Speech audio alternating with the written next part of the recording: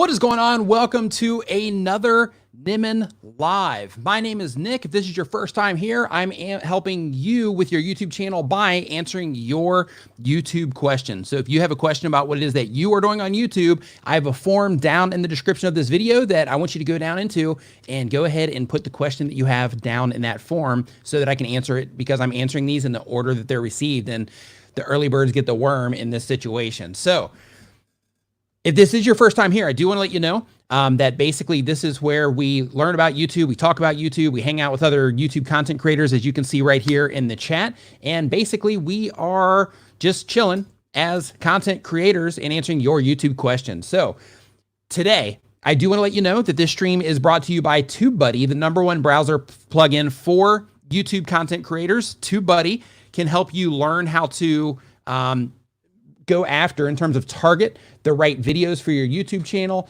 TubeBuddy can, here, I'll actually pull it up on screen here so you can see what it is that I'm talking about. I think, there we go. Yeah, so TubeBuddy can help you, oh, there we go. TubeBuddy can help you learn how to find the right video topics to make videos about. TubeBuddy can help you learn what's important when it comes to growing your channel. TubeBuddy can help you learn what thumbnails are effective, because basically they have a tool in here called A/B testing for your thumbnails, to where you can actually see exactly how people are responding to your thumbnails when you compare them against each other, and a whole bunch of other YouTube related things. So if you are a YouTube content creator, you need to have TubeBuddy installed. I got a link to it down in the description, or you can just go to tubebuddy.com/Nimmin, or because that would give me an affiliate commission, but you can also just go to tubebuddy.com. Like, you need to get it in there. So if you're a YouTuber, go do it. So again, what we're doing today is we are answering your YouTube questions. I put a link in the Facebook group, so I might have some special guests that join us today, but I'm not 100% sure yet. We will see how the party rolls along as we go. If so, awesome. If not, that is okay too, because I'm still going to be answering your YouTube specific questions. So really quick, I want to just give a special thanks there to GBU Professor Wally. Says, thank you for voice mod SW help from a few weeks ago. Got exactly what I wanted and working great. Awesome to hear. Glad to hear that you are, that you grabbed the tip and that you got some, some good advice from it and you applied it and it worked out for you. Love to see that. So real quick, I'm just going to hop in the chat really quick and just say what's up to Apple. Oh, nice to see you hanging out here, man. I'm going to give a quick shout out to the Sans Ethan. What's up? Nice to see you here. Also, Crispy Cake, what's up? Tinkerman Mick, nice to see you here. Fully Involved Media, what is up? What is going on? Nice to see you here too. Adams Exploits, what's going on? Nice to see you here as well. So just as a heads up, as Fully Involved Media Group just said, the People of Video is happening right now. So basically with the People of Video, what it is, it's like a conference online. It was going to be in person. I was going to be in the States for this. Hey, Walt Disney World, what's up, man? Nice to see you in here. But the conference was going to be in real life, but unfortunately, due to what is going on in the world right now, it ended up being a virtual conference, but everybody's still sharing the same presentations in there. So lots of really good information is being shared in there. But you can get access to that at peopleofvideo.com. I got a link to it down in the description below, so you can actually participate after this live stream. So Karthik Gold, what's up? Nice to see you here as well. So what I'm going to do is I'm going to go ahead and I'm going to hop into the YouTube questions here, make sure that, that I can go ahead and get your questions answered as quickly as possible. And we are going to start with Steve McDonald Arts and Crafts. Says the goal of the channel is to grow subscriptions and views to support early retirement. The question is, should I continue to post my videos in Facebook groups? Does this hinder to help the YouTube algorithm to identify my videos and show to others? I post only the link, so people have to go to YouTube to watch. Currently, 75% of my external views come from Facebook. I now have 2,700 subscribers, and I should hit 100,000 views tomorrow. First off, nice work on crossing 100,000 views. That's huge. Karma Cashflow, what's up? Doug Houston YT, nice to see you in here as well. So basically, when it comes to 100,000 views on YouTube, I just want to put a spotlight on that really quick. It's a lot of views, right? 100,000 people, that's a lot of people. So high five and fist bump to you for working that out. And also very well done on the 2,700 subscribers. So when it comes to driving traffic from Jen's World, you caught it. Absolutely, you did. Damian Mall, what's up? So basically when it comes to posting your links elsewhere, like posting your links on Facebook and Twitter and, Reddit and all these other places, when you are posting your videos there, you want to make sure that you're posting them in the right places, that it's a good fit for your content. If you're posting them there and it's a good fit for your content, the people that come in from those links are people that are a good fit for your channel and the content, because in your case, you do resin tutorials. So if it's a whole Facebook group full of people that are interested in resin and in resin tutorials and how to do different things with resin, and they're showing off their stuff, then absolutely, that's a great fit for what it is that you're doing. So because of that, I don't think you're doing any damage at all. But what is going to do damage for anybody that is participating in another version of this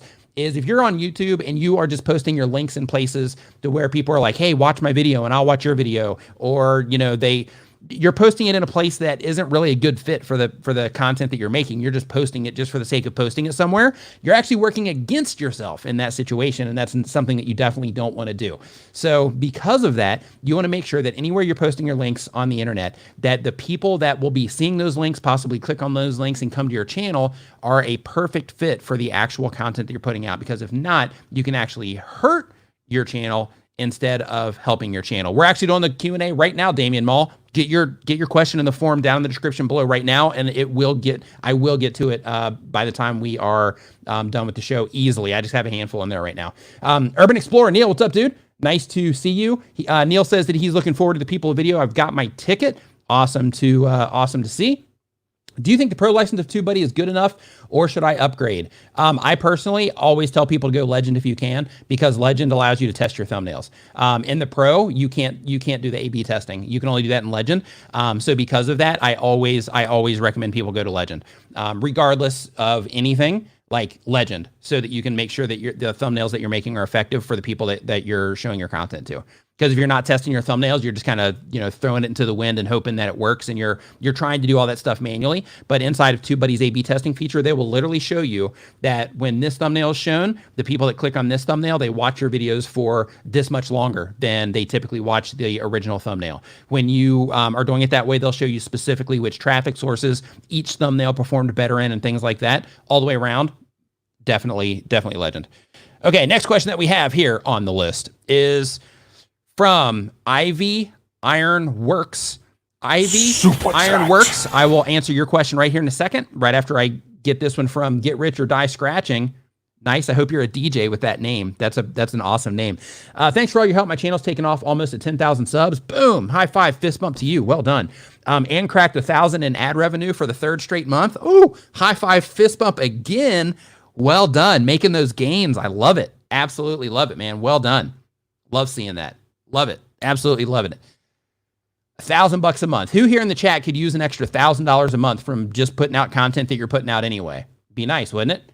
All you have to do, right? All you have to do is pay attention to all the stuff that we talk about here during the live stream, and think of how everything that I'm talking about and all the questions that people ask, think about how that applies to your channel. How does that apply to what it is that I'm doing? Think about that. And you can even have your channel up. Like if you are listening to me give tips here in the live stream, like straight up, if you're not watching on your phone, pull up your phone and just look through your channel like while I'm talking, right? When I'm talking about specific things about channels. If you have 2 monitors, or if you can pull your channel up in the background, so when I'm talking about something specific, you can, look and see, okay, well, what he's talking about here at the titles, how am I doing with my titles on my stuff, right? Because all of this stuff, it definitely, it works. Super chat. Thank you for the super chat. Seize the Day Studios. I appreciate that. Thank you very much, kind person, kind sir. Kind ma'am, I'm not sure. The Seize the Day Studios, thank you. I appreciate it.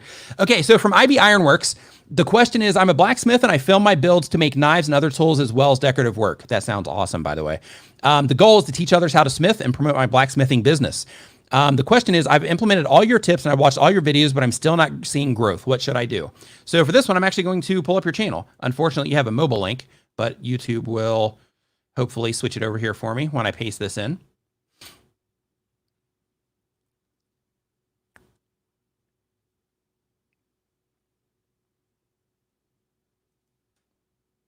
Okay, so if people, like in your particular case, like you have here, like making horseshoe hook blacksmithing forge, forging a fork, blacksmithing a fork, making forge edge split cross blacksmithing.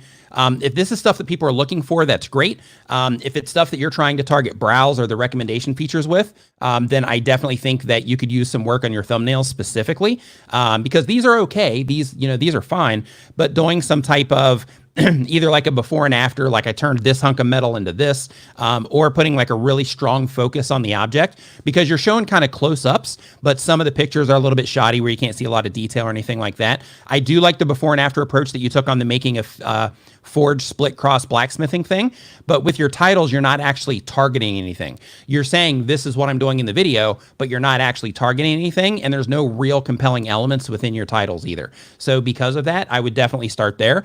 Also, for anybody that is applying the stuff, or that you think that you're applying the stuff, one thing that you also have to keep in mind is that you do need to go into your audience retention reports as well. And you need to make sure that when you go into your audience retention reports, that people are actually watching your videos for a fair amount of time also.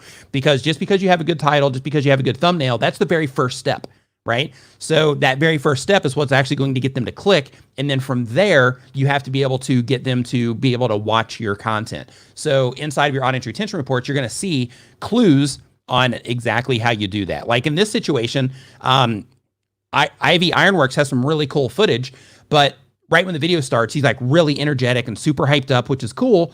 However, he needs to go into his audience retention and make sure that the people that are looking for ironworking content respond to that type of energy inside of a video, because it's pretty like YouTuber off the chart. So because of that, I would definitely go in, make sure that you're getting real familiar with your audience retention. Urban Explorer. Super chat. Thanks, my man. Says I hit 1,000 last week after 9 months after listening to your advice, and changing channel makes me a lot happier. High five, fist bump to you, my man. Love seeing that you're making those gains as well. So I see these heart things here on the screen from Mary Torres 35, and it's like a heart with a little, it's a heart with like a little plus sign in it. And I'm thinking to myself, as soon as I see that, I think Fortnite for some reason. I think it's just the circle with the plus when you're trying to like run and save somebody. So my girlfriend and I, we've been playing Fortnite like every night after I get done with everything. Like we actually played earlier in the day today too. But basically we've been playing Fortnite a lot. And I'll be honest, I have a confession to make for all of you Fortnite. Who here plays Fortnite? Just give me a hashtag yes if you are a Fortnite player. Super chat. Danielle, cutting the caboose. Thank you for the super chat. I appreciate it. It says, save time in crossing a one-way street by only looking in the direction of oncoming traffic. That does indeed save some time, I believe. Thank you, Danielle. I appreciate it. Okay, so we've got a lot of Fortnite players in here, and we've got somebody that says that I haven't played Fortnite yet. So I got a confession to make. Here's the thing. So I've said previously on a live stream, talking to my brother, when we were doing the streams from the studio, we were having a conversation and we were talking about Fortnite, and we were both talking about, yeah, I tried it. I don't get it. You know, it's just, I don't see what the big hurrah is about Fortnite. But after playing for like a couple of days, cause basically like I'm into Call of Duty, right? So I love that. And my girlfriend, she enjoys Fortnite more. So I'm like, okay, well, let me just try to get into Fortnite and see what's going on. And I started playing it. And after a few days now I get it. There's still some things I'm trying to understand how to do, but I get it. I definitely get it now, in terms of, why people dig that game. Super fun, game. Just wanted to go ahead and, say that and correct myself, correct my error, my erroneous ways from before when I was like, yeah, don't get it. Okay. Next question that we have on the list is from Tinker Man Mick. Hey, what's up, Mick? Says that they upload 1 time per week or more. Been on YouTube for less than a year. They do DIY electronics. The goal of the channel is to fill a void in my life after closing a mobile repair shop. I have knowledge to share, and I love helping people. Super cool. The question is, I want to focus on my passion, DIY electronics, but I did a few phone cleaning videos that have gone crazy. Do I push this harder or go with my passion? Am I potentially throwing an opportunity away if I ignore these phone videos? So if your channel is about DIY electronics, you could just have a pillar, especially if people are enjoying, your content on cleaning those phones. You could just have one pillar of your content on cleaning phones. So like that could be part of the things that you do. And if you do find that a lot of people are responding to you doing that type of content, which is what you're saying here, femininity with Mama Gail, nice to see you in here. But if you are having that, that response from people, then you might want to try to embrace that and maybe just do a lot of your content based around cleaning phones and phone maintenance and like that kind of stuff, showing people how to do things with their phone if you are getting a high response from people seeing that content. Super chat. Mills Outdoor Vlogs says, I thank you for the advice. I've been using your methods and things are getting better. Love to hear it. High five, fist bump to you for getting gains. Absolutely love it. And thank you for the super chat there. I appreciate it. All right. Next up on our list here, we've got MS Life Mastery dropping a question. Says they upload 1 time per week or more. They've been on YouTube for less than 6 months. The channel is living with chronic illness, multiple sclerosis. The goal of the channel is the goal of the channel is to keep having fun learning, creating, and growing personally while actually being able to help others. Making money would eventually be great too. The question is, I use Filmic Pro with a cinematic package. Do you shoot in Vlog 2 inside or outside? And if that setting... So here's the deal. I can't answer that question. I use Filmic from time to time, but I don't use any of the presets. D would actually be the person for that one. So my brother D, I've got a link to him in the video description. He has a whole channel on helping mobile content creators. I recommend you go there, say, hey, Nick sent me, just leave a comment. Nick sent me here to ask you this question on his recent video. Nick sent me here to ask you this question, and then put your question there, and he'll get it taken care of for you. Welcome to the Nimminati. Revit Man, welcome to the Nimminati. So I have a Facebook group specifically for channel members. Next time that you are on Facebook, make sure that you look for Nimminati VIP and go ahead and fill out all the information on the way in, because I make sure that people are channel members before I let them in. So make sure that you check that out. Fun group. There's some free stuff in there for you. There's also some free stuff for you here in the community feed as well. Baking with Charlene, good morning to you as well. Welcome to the live stream. All right. Next up on our list. Next up on the list. Super chat. Moss6510 Models. Thank you for the super chat. I appreciate it. Next up on the list here, we've got Positive Academy. Positive Academy says that they upload every other day, and they have been on YouTube for 1 year or more. And the channel is Positivity. That's cool. Totally support that. Love that. Says, what is the goal of your channel? To inspire people? Love that even more. And the question is, I'm not getting channel growth. Pretty open-ended. There's no real question there, but I'll tell you some things that you should look in or look at if you're not getting channel growth. So if you're not getting channel growth, it typically comes down to a handful of problems. 1, your content isn't that good. 2, your discovery isn't there. You're not actually considering discovery when you're making your content, which means that maybe your titles are not as good as they should be, or they're just not effective for the audience that you're trying to reach. It could mean that your thumbnails is not as good as they should be, or they're not as effective for the audience that you're trying to reach. And then once they do click on it, it could also mean, and this is what I mean by your content not being as good as you know we might hope, is when they click on your content, there's a expectation there that YouTube expects to Super chat. Shannon Vlogs, thank you for the super chat. I appreciate the super sticker. I appreciate it. Got to be technical here. It's a super sticker, not a super chat. But basically, like when people go in and they start watching your videos, as content creators, we want everything we put up to just be like, hey, I put this up. This is good. This is, you know, I dig this. I made it. I'm happy with it enough to put it on the internet. So everybody else should be, at least it should be acceptable for everyone else as well. And even though it might be acceptable for everyone else, you still have to look and make sure that the people that YouTube is showing that content to, that they are responding to it the way that you need them to in order for the videos to perform well. Okay. So in a nutshell, that means going into your audience retention reports and really analyzing what's happening on your YouTube channel. As a matter of fact, no, I'm not going to do it now. But later here in the stream, I might go into like an old channel of mine and start breaking some of that stuff down for you. So just remind me for that later if that's something that you want to see later on. Hey, Josh, nice to see you, man. Welcome to the live stream. Happy to see you here. Gens TV from the Philippines. Welcome to the chat. I'm over in Thailand. We're practically neighbors on a global scale. All right. Had to get a little bit of coffee there. Cooking K says, I hope this time Nick answers my question. If it's in there, I'll get to it. So as of right now. So Stephen Barr says they upload when they have time. They've been on YouTube for 1 year or more. Type of channel is how-to/evergreen. The goal of the channel is to fill needed void in marble collecting hobby and for fun. And the question is there a way to change my channel name to make it easier to find my niche without starting over and making a new channel? Absolutely, there is. You can do that. The easier way to explain this is if you just go to Google and you type Google help change channel YouTube channel name, then literally step-by-step instructions are going to pop up for you so that you can change your channel name. Okay, here is the join link. All right, next question that we have here on the list. but just as a heads up, if you're trying to change your channel name, you can change your actual URL. You can just go into your Google account and change your channel name like immediately. But in terms of your actual URL, you get, I think 3, as long as the rules haven't changed, you get like 3 times that you can do that per year. And one thing I want to say really quick for everybody that's been participating in the last few streams and have seen this camera go down. So I got this on backup. So in the event it goes down, I got like a camera set up over there. It's plugged in, ready to rock and roll. I just have to unmute, and then it is it's ready to rock and roll. So I just wanted to let you know that.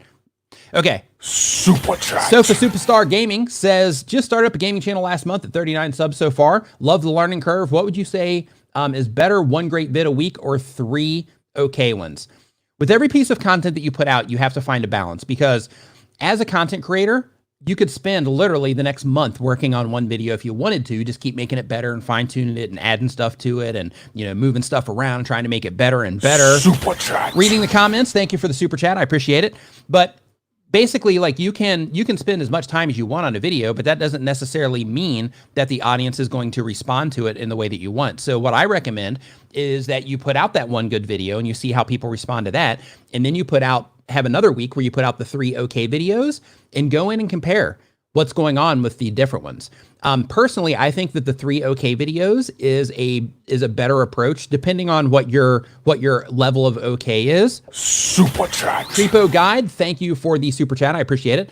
But depending on what your gauge of okay or acceptable is, go and just compare those 2 pieces of content. So you have like the 1 good video, and then you have the 3 okay videos, and see if what you think is okay and what you think is great matches what the audience thinks is okay or great. Because in your mind, and I've made this mistake too, but in your mind, you might think that in order to put out content that people enjoy, I have to spend all of this time making it, and it has to be like this specific certain way.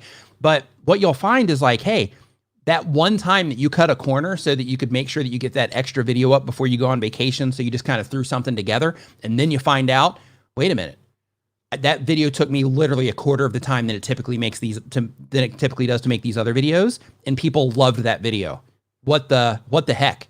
Why have I been wasting all this time making all these, you know, super polished videos all this time? Or like, you know, what's going on? So because of that, it's really important to test your own limits of what's acceptable, just to see what's up with your audience. So on my channel, because you guys watch my channel, so you'll get this. If you go back and you look at some of my older content when I was first getting the ball rolling, one of the things that I did is I used to use tons of graphics on my videos. It was like graphic for this, graphic for this. Every time I mentioned like a list item, then I'd have like a graphic for that. Sometimes I'll still do those sorts of things. However, the amount of graphics that are in the video didn't end up equating to people watching my videos for a longer period of time. Who knew? That would have saved me like 4 hours of video when back at that time, because I was just getting started with you know, adding all those additional things to videos, and I didn't really have the full system together yet and things like that. I would have saved like 4 hours of video if I would have just limited the amount of graphics that I was putting on. So because of that, it's really important that you test what your version of okay is and what your version of a really good video is, because it might match with the audience, but it also might not match. And you might come to find out that, hey, I can put out 3 videos a week of quality that my videos or that my viewers really enjoy, they get tons of value from, instead of focusing on all of my energy on that one really, you know, time consuming video. Katia Payton, good morning. Welcome to the stream. Tinker Man Nick says, I did that. Cutting corners does me better. All right. So next up, Tom Nash. What's up, dude? Nice to see you here in the chat. Next up on the list, we have Rapid Edits. Rapid Edits says they upload when they have time. The channel is Trap Edits, AMV, and Anime Edits. And the goal of the channel is to express my talent in editing and to earn money for a new PC. And the question is how to efficiently advertising your channel. Give a working method. Thanks. Okay, so this is not what you're going to want to hear, because what you want me to say is go to this website, put links there. People are going to click on it. They're going to come in. They're going to watch your videos. If that doesn't work, go to this website, and this website, share your videos there, and then people will come in and they'll watch your videos there. But that's not what I'm going to say. So what I am going to say is that, unfortunately, when you put out content on YouTube, if you already innately understand what it is that make people watch videos, and I've been doing this for a long time, and I still don't innately understand what it is that makes people watch videos, because sometimes I'll think something is great, but the audience says differently. But basically, when you are putting out content, it's important to make sure that you are tapping into the platform that people are already on. So if you're wanting to efficiently advertise your channel, the best way that you can advertise your YouTube channel is to make videos that people respond to so that YouTube will show those videos to other people on the YouTube platform. So of course, you can share your videos on Facebook for the right audiences. That'll help you get some people in, which is cool. Of course, you can share your videos on Twitter. That'll, will help get some people in as long as they're the right fit. It won't hurt the video too bad. Of course, if you're making content that is a good fit for Reddit, then in that case, you can pull a lot of traffic off of Reddit. But that same situation applies. You got to make sure that it's for the right, for the right type of viewer that's on Reddit as well. You can even run ads for your videos. However, as soon as you turn off spending ad money, if your content still doesn't perform natively on the platform, then you're still going to end up stuck right back in the situation to where people aren't going to be responding to what it is that you're doing. So because of that, and you hear me talk about this in every live stream, but because of that, it's super important to make sure that all of your efforts, or most of your efforts, because it is important to look around the internet and say, hey, which groups can I be a part of and be active in and look for opportunities to share my content. That's important. But most important, you got to get tunnel vision, and you have to say, if I'm trying to grow on YouTube, I'm trying to grow my YouTube channel, I need to dig into my stats. I need to figure out what it is that makes people respond to content compared to what it is that people don't respond to. I have to go through the learning curve of learning how to write good headlines for my videos, learning how to write good titles. I need to go through the learning curve of how to make thumbnails that people click on. And one thing I want to share with you is having text in your thumbnails and having these these beautiful works of art as thumbnails isn't always a win, right? Of course, having clear imagery, things like that, that's always a win. But when it comes to, thumbnails, sometimes people think that they have to just completely have this crazy design from the ground up in order to get any clicks. But sometimes just a really good image that clearly states what it is that your video is about can do the trick. So it's really important to start experimenting with all of those things and using your stats in order, your data, your analytics, the free analytics that YouTube gives you to really dig in to get a really deep understanding of how you can actually make content for a particular group of people and get them to respond to that content all the way through, from clicking on it to watching it to further engaging with it to sharing it, things like that. That's part of becoming a YouTuber or a content creator in general, is you make content and you have to go through that learning curve of figuring out, how do I get it in front of people? Am I targeting search? Am I targeting recommendation features? Am I targeting some of my videos towards recommendations, some of them towards search? Am I targeting all search? Am I targeting all recommendations? How do I need to title things, and how do I need to make thumbnails in a way that will be a good fit for recommendations compared to search, or the other way around? You have to go through the process of learning that stuff. Super chat. Insane McLean. Love the rhyme and name there. Wow. Insane McName. Love the rhyme and name. I would keep going, but I don't want your ears to have some pain. That was horrible. Shame. I'm going to just stop now. I'm going to shut this thing down. That was horrible. No, I'm just kidding. Okay. So the question here is, my boy idolizes Ryan from Ryan's World. He worked really hard and to afford a Canon M50 mirrorless. That's what I'm using right here. He is wanting to get started now today. If we were to let him do this, how do you recommend I start? Okay. So the very first thing, it's a great question. So if you're starting a YouTube channel, the very first thing that I really recommend, especially if you have a kids channel, the very first step is when you get your actual channel name, you need to make sure that if you get the other social media assets and that you get a URL for that YouTube channel, make sure that you go through spend the extra $5. Some registrars will do it for free, but make sure you put who is protection on your domain name, because if you don't, people will be able to find your name, and they'll be able to track you down that way, and they'll also be able to find your address. So because of that, for the sake of safety and security, all that good stuff, and because you are going to be putting them in front of a lot of people around the world, it's important that you keep that security in mind. If you are doing any type of vlog content, don't do it outside your house. Make sure that you're inside of your house. If you do it in your area, make sure that you don't have anything identifying. Now, when it comes to starting the channel, really, you have to go through that learning process of thinking, okay, I'm going to go and I'm going to look at all the channels in my space. And I'm not going to just look at Ryan's Toy World, because that particular one is a humongous channel. What I'm going to look at is I'm going to look at channels between like 10 and 100,000 subscribers right now, and I'm going to try to figure out all the ones that are growing and getting views. I'm going to try to figure out what it is about those particular channels that people are responding to. I'm going to pay really close attention to how they're editing their videos, how they're titling all of their content. I'm going to pay really close attention to the thumbnails and the imagery that they're using in the thumbnails, the style that they're using for their thumbnails, how big objects are in their thumbnails, how small objects are in their thumbnails, how many people they have in their thumbnails, like that sort of thing. You want to go and you want to do the research on what's going on with everybody else. And you want to take note of, this is working for them. This is working for them. Looks like they tried it, but it didn't work for them. This is working for them. Topically, toys, that's working for the people I'm trying to reach. Topically, building stuff is working. Building cardboard houses and stuff, like that's working for, this, for the people that I'm going to try to reach as well. So because of that, I need to make sure that topically I'm making content that is a good fit for the people that I'm trying to reach. Or if you're just reviewing toys in that case, then I need to make sure that I'm reviewing the right toys. Now, the next thing you got to think about is you got to think about actually putting the channel together itself. So you need to make sure that you go through the process of setting the channel up properly. I have videos about this that you can watch. From there, you need to make sure that you start with a plan. So once you do the research, you figure out how other people are putting videos together, you put together a video that can compete, which is really important. Hold on, I got to answer the super chat real quick before it goes away. Super chat. Become a Pro BC says, your teaching has helped a lot. 3 days ago, I hit 10,000 subs, now about to hit 11. High five, fist bump. Love hearing that. But I have to wait 30 days to reapply to get my channel monetized. It's okay. You're making those gains and you'll be fine. You're making those gains. You're heading in the right direction. High five again for the gains there. Albert Tech, thank you for the super sticker there. I appreciate it. But back on starting the channel. So when it comes to that getting a channel, initially going, you need to make sure that you are Insane McLean with the rhyming channel name. You got to make sure that when you're putting the content out there, you have to make sure that it's competitive. So when you're looking at all these other channels and you're like, hey, Ryan's Toys, they're going this way.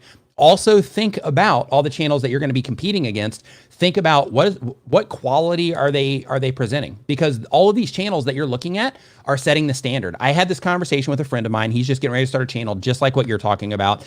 And basically I told him the same exact thing. I'm like, all right, dude, look, if you want to come in and you want to play this game like seriously and you want to be able to compete, look at the video quality. If that means that you don't have lighting and you don't have a camera and you don't have that and you don't have like a good mic in order to be able to make it all sound good, invest, go get it, because you have to be able to compete, because those people that everybody's watching, they're setting the standard for what's acceptable in your space. So because of that, you have to be able to at least complete. Now, Tech Hunch, thank you. That's actually Travis MVP is the person that did that sound.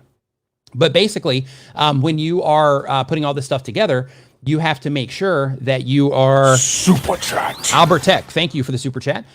You have to make sure that you are putting out content that's competitive. So once you get that part out of the way, then you have to go through the process of learning YouTube. So what you do next is you start publishing. So you publish that very first video, you pick a time, or you can pick a day that you upload to on a regular basis, and you just start uploading your content. Now, what's going to happen is when you first start, you're going to get a handful of views or you're not, but you're going to have to just keep going through that process of going through and thinking, how does this compare to all of the people on the platform that I'm competing against?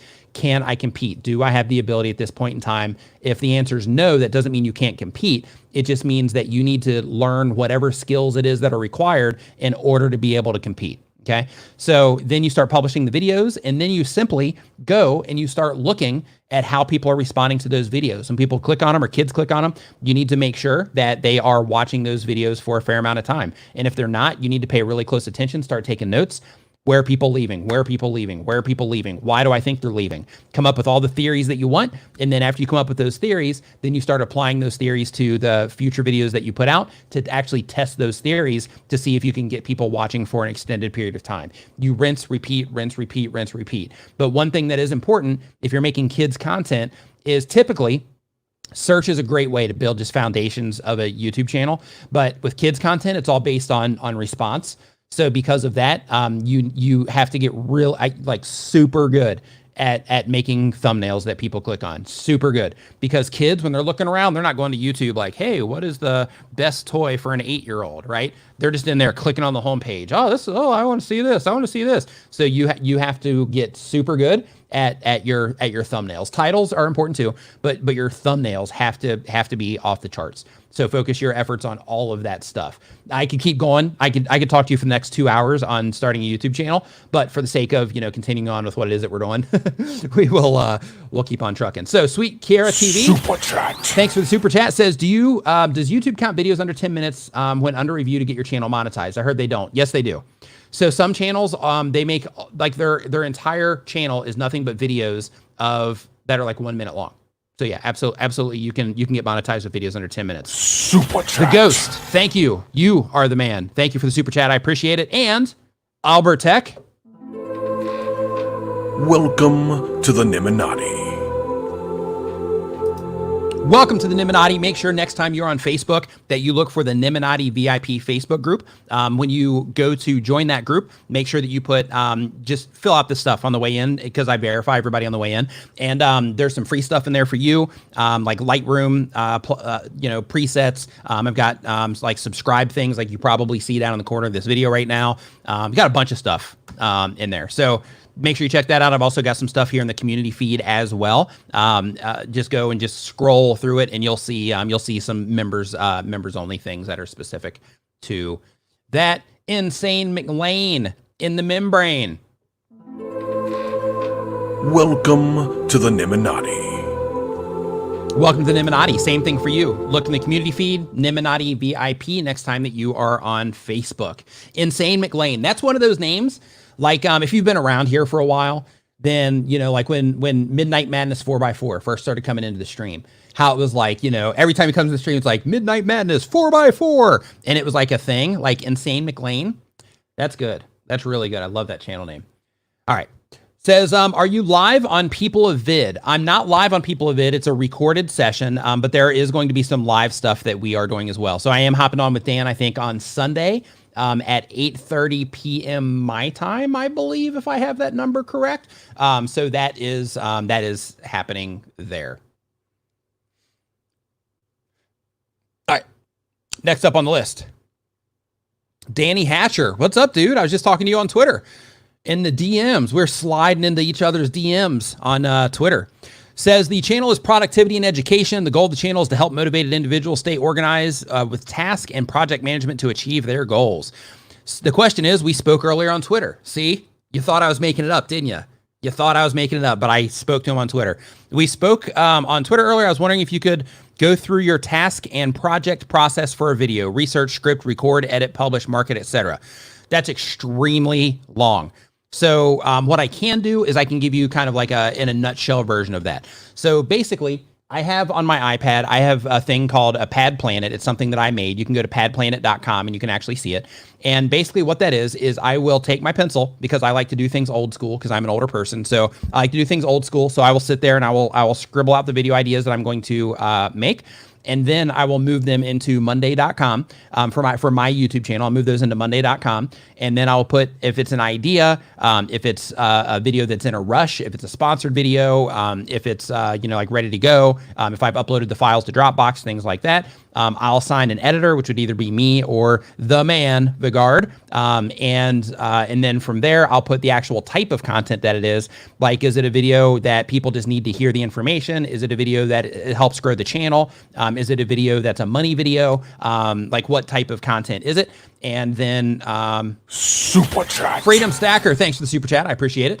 But basically, like I go through that process for the actual videos themselves. And then once I know the actual content that I'm going to make, then I will just write down, a few bullet points of what it is I'm going to make. If there's any notes that I need to make, then I'll put that in there as well. So for example, if it's a sponsored video, then I'll say this one's sponsored video, so make sure that I make the video note to insert, whichever sponsor it is here. And then if there's any specific things that I want to put, like a specific video I'm going to tell people to watch at the end, then I'll put down at the very bottom of those bullet points, I'll put what video that is. and then I will just freestyle from those bullet points when I'm making the video.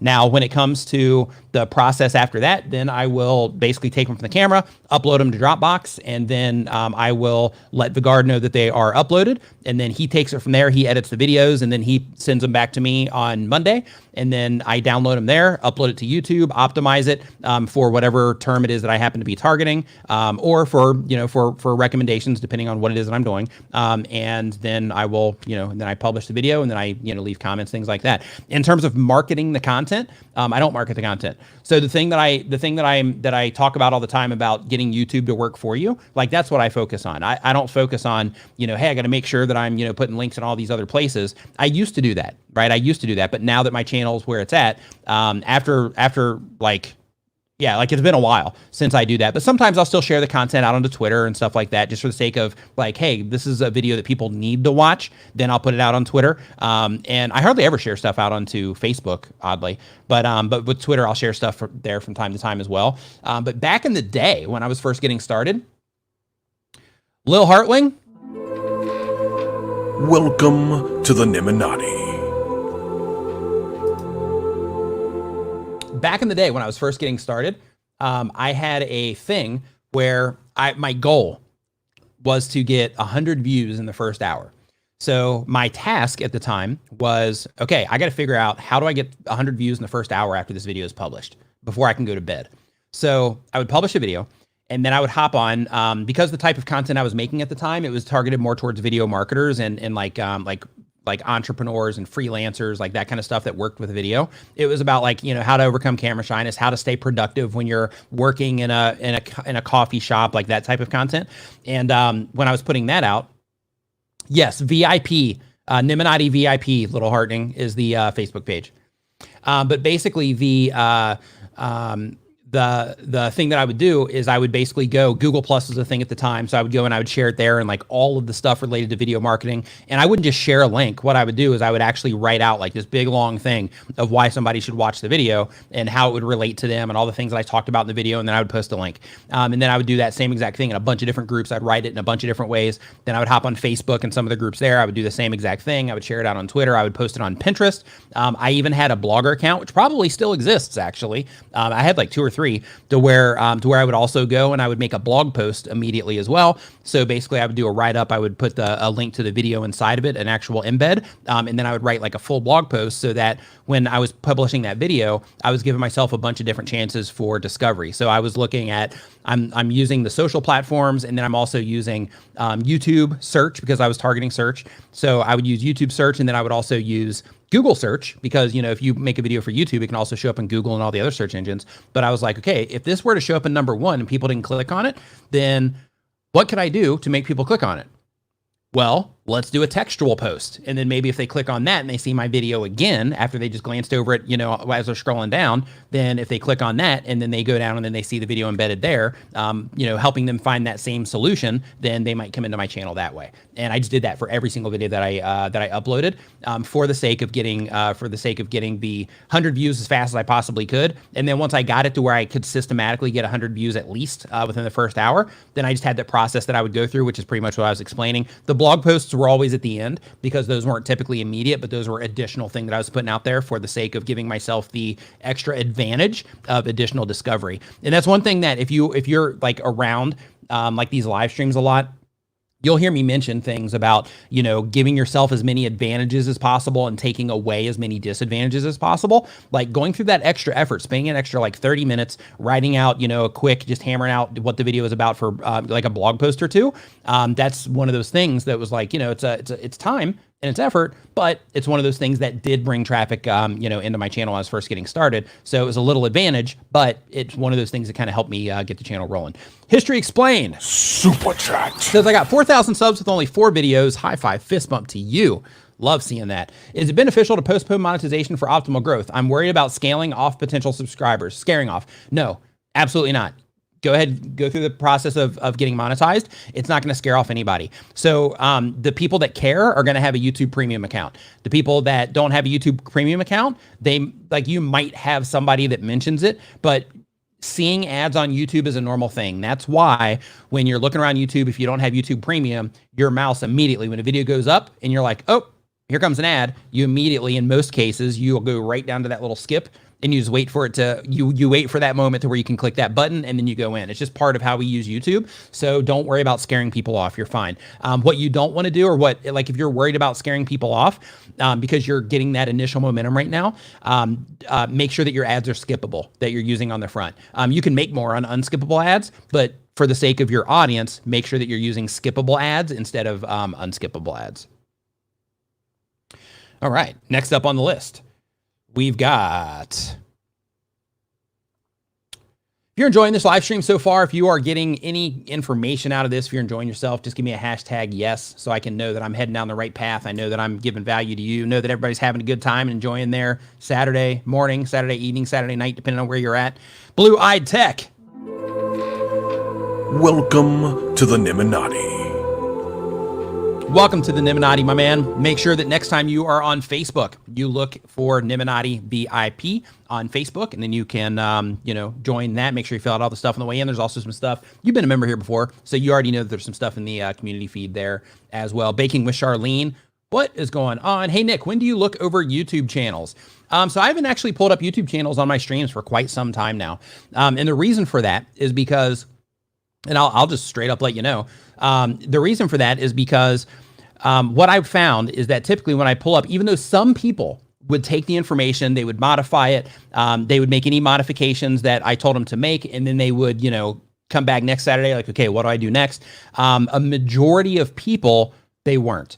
They were just using it as kind of like a means to get their channel up on screen, and they weren't doing anything. So because of that, it just got really repetitive for everybody. And always when the channel reviews started, even though it's something that people want because they want their channel to get looked at, when the channel reviews would start, you would see the retention in the videos just start to tank as soon as that would come up. Because like the first one, it's like, hey, this is great, I'm getting some good info here. But after a while, the information really becomes very similar. Like if you've been in the live stream when I've done the channel reviews, we've done like 30 channel reviews in a live stream. You can mention here like do you think that that they get pretty repetitive? Right? Absolutely, they get pretty repetitive. So because of that, people would just be like, oh, okay, well, he said the same thing pretty much like 3 times. So because of that, I'm just gonna go do something else. So in terms of the value that people get from the questions versus the value people get from the channel reviews, that people stick around more when I'm just answering questions instead of just pulling up channels that they can look at. Tinkerman Mick says that they prefer these streams. So if you are wanting that, I can tell you right now, go through my old live streams, skip to the end where we're doing the channel reviews, and literally just pull up your YouTube channel and listen to the things that I'm saying, because it's so like it's the same stuff all of the time. Of course, there's additional things as well, but like at the very basic, like I got to at least get people through, make sure that it's clear in your channel art, make sure that it's clear the type of content that you have, make sure that you put playlists on your channel page so that when people are coming to your channel page, that you can funnel them into specific content that they are going to be the most interested in. And basically all of the things that I talk about, and you can apply this to your channel regardless of the type of content anybody in here makes. The main thing that I try to focus people on in every situation is make everything as easy as possible for people to understand what it is that you're doing, and make it as easy as possible for them to find more of your content. Now, I wasn't watching videos during those live streams when I was doing that. So because of that, I can only give surface level tips, but really like the good stuff, in order for me to really give, like, this is going to move the needle on your channel, for that stuff, like I actually would need back-end access and that sort of thing. So because of that, the channel reviews, I'll probably still do them from time to time, every now and then, but for the most part, people just don't, they just don't enjoy them as much as they enjoy just the general Q&A. Because the cool thing with the Q&A, yeah, absolutely, get sick of repeating the fundamentals, sure, because especially if it's somebody that comes in every single week and then I still have to keep repeating that, like, that same exact thing, and they haven't changed anything. Like that's the part. Okay. So next up on the list here, we've got, Fully Involved Media Group. They upload 1 time per week or more. They do breaking news videos. The goal of the channel is growing community, monetizing outside of our loan business. The question is, Nick, we posted 2 community polls. One poll asked if the community would back a DVD through crowdfunding of our news scene content. The second poll asked if our community would support a subscription-based service with extra perks. The first poll of crowdfunding DVD got great positive feedback, but the subscription-based service with extra perks was shot down. Question, which direction would you recommend? The physical product, DVD crowdfunding, or something like Patreon? Why the subscription service less liked than the DVD? Well, the reason subscription stuff in any capacity is liked less than the DVD is because with a subscription service, you have to keep paying. And people just aren't a fan of that. You know, like a lot of people aren't a fan of that. So for example, how many times have you not installed an app on your phone or uninstalled an app on your phone because you're like, wait a minute, I gotta pay this app that is simply going to add a smiley face to my Instagram stories. I gotta pay them like $3 a month for that, right? How many times have you uninstalled one of those apps? So like just the subscription thing in general, it's like we're all paying through our nose in subscriptions. So because of that, I understand the difference, because with the DVD, they buy it once, they're done. With the subscription stuff, they got to keep paying into it. But here's the thing. If you are going to do the DVD, go ahead and compile the content and all that stuff, but I wouldn't put tons of time into it. And the reason I'm saying this is because I would actually make them available first, put the content together and start seeing, okay, this is about how long it's going to take me, then make them available and see how many sales that you actually get, and actually launch side by side. You can buy the DVDs once, they'll be delivered to your door, they will be mailed to you. Or you can join our Patreon, or you can have a Uscreen account. Uscreen's great for what it is that you're talking about. Uscreen.tv is the website for that. But it would basically be like, hey, 2 options. So we have this exclusive content that we're putting out, and one of the options is you can buy a DVD. We'll deliver it straight to your house. The other option is you can join our Uscreen channel, and on our Uscreen channel, you're going to get that, and you're going to continue to get regular updates over there to where the DVDs, you just get those and then you're done, and you got to order more DVDs. So because of that, just give them the option and see what it is they want. And your end, it's just easier to do stuff online. So because of that, like I wouldn't even mess with DVDs. I mean, feel free. But I mean, I don't even think I have a DVD player in my place, just in terms of like, perspective. Like everything that I have, actually, I think I have an old DVD player that's connected to my stereo in the other room. Yeah, I think I do. Do you have a DVD player? Let me know. Everybody in the chat right now, let me know if you have a DVD player. I'm just curious. But like all my stuff now is like streaming. I just do everything streaming. My movies, everything is streaming. Like I don't even have, with the exception of that. I think my PlayStation plays DVDs too. But like I don't use DVDs anymore. Pleasures in life. Super chat. Thank you for the super chat. I appreciate it. It says, man, you're good. Made my first cooking video 2 weeks ago. Looking forward to start growing with your tips. High five, fist bump to you on launching the YouTube channel. It's tough out here, right? It's tough out here in the YouTube world. So make sure that you come to compete, right? Make sure that you learn and apply, learn and apply, learn and apply. It's really easy if you're just getting started on YouTube. For everybody in here that's just getting started on YouTube, it's really easy. Grabster, what's up, dude? Nice to see you in here. It's really easy to get really caught up in like all of the stuff and trying to do everything at once, and it can get overwhelming. So because of that, I recommend that you actually, if you're just getting started, I recommend that you kind of dial it back a little bit and say, okay, this week I'm going to focus on this. And then this week, after I've got that worked out, I'm going to focus on this. This week I'm going to focus on this. And you basically just go through that process of continual learning for the sake of not getting overwhelmed with feeling like you got to do all of this stuff, so that you can focus on really improving like a core thing. Start with your audience retention, thumbnails and titles, spend most of your efforts there. But like focus on those things, and then everything else, just kind of run that once you get the core things out of the way. Super chat. Albert Tech, thank you for the super chat. I appreciate it. Much love, much love. Facts about cats. What's up? Nice to see you here in the stream. Stanley Orchard, what is up, my man? Nice to see you here. All right, next up, really quick, out of curiosity, out of everybody here in the chat, because I want your feedback. So out of everybody here that's watching this right now, with your YouTube channel, what it is that you're doing on YouTube, do you feel overwhelmed sometimes? Like, do you feel like, man, there's just so much stuff to learn, so much stuff to do? Do you feel overwhelmed where it's almost like paralyzing you in terms of the action that you can take? Or are you systematically, going through the process of making like minor improvements? Let me know if it's like, yes, overwhelming, or no, not too bad, because you're organizing your, the things that you're applying over time. I'd just love to get your feedback on that. Super chat.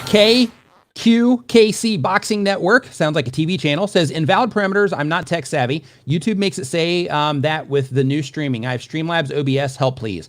Okay, so when you are setting up your Streamlabs account, go through the actual wizard. They have a wizard that will optimize everything for you, and then make sure that you have your live streaming enabled on your YouTube channel as well, because you have to actually go through that process. Once you do that, if you are doing Streamlabs OBS on your computer, not the mobile app. If you're doing it on your computer, then in that situation, you should be able to port right through.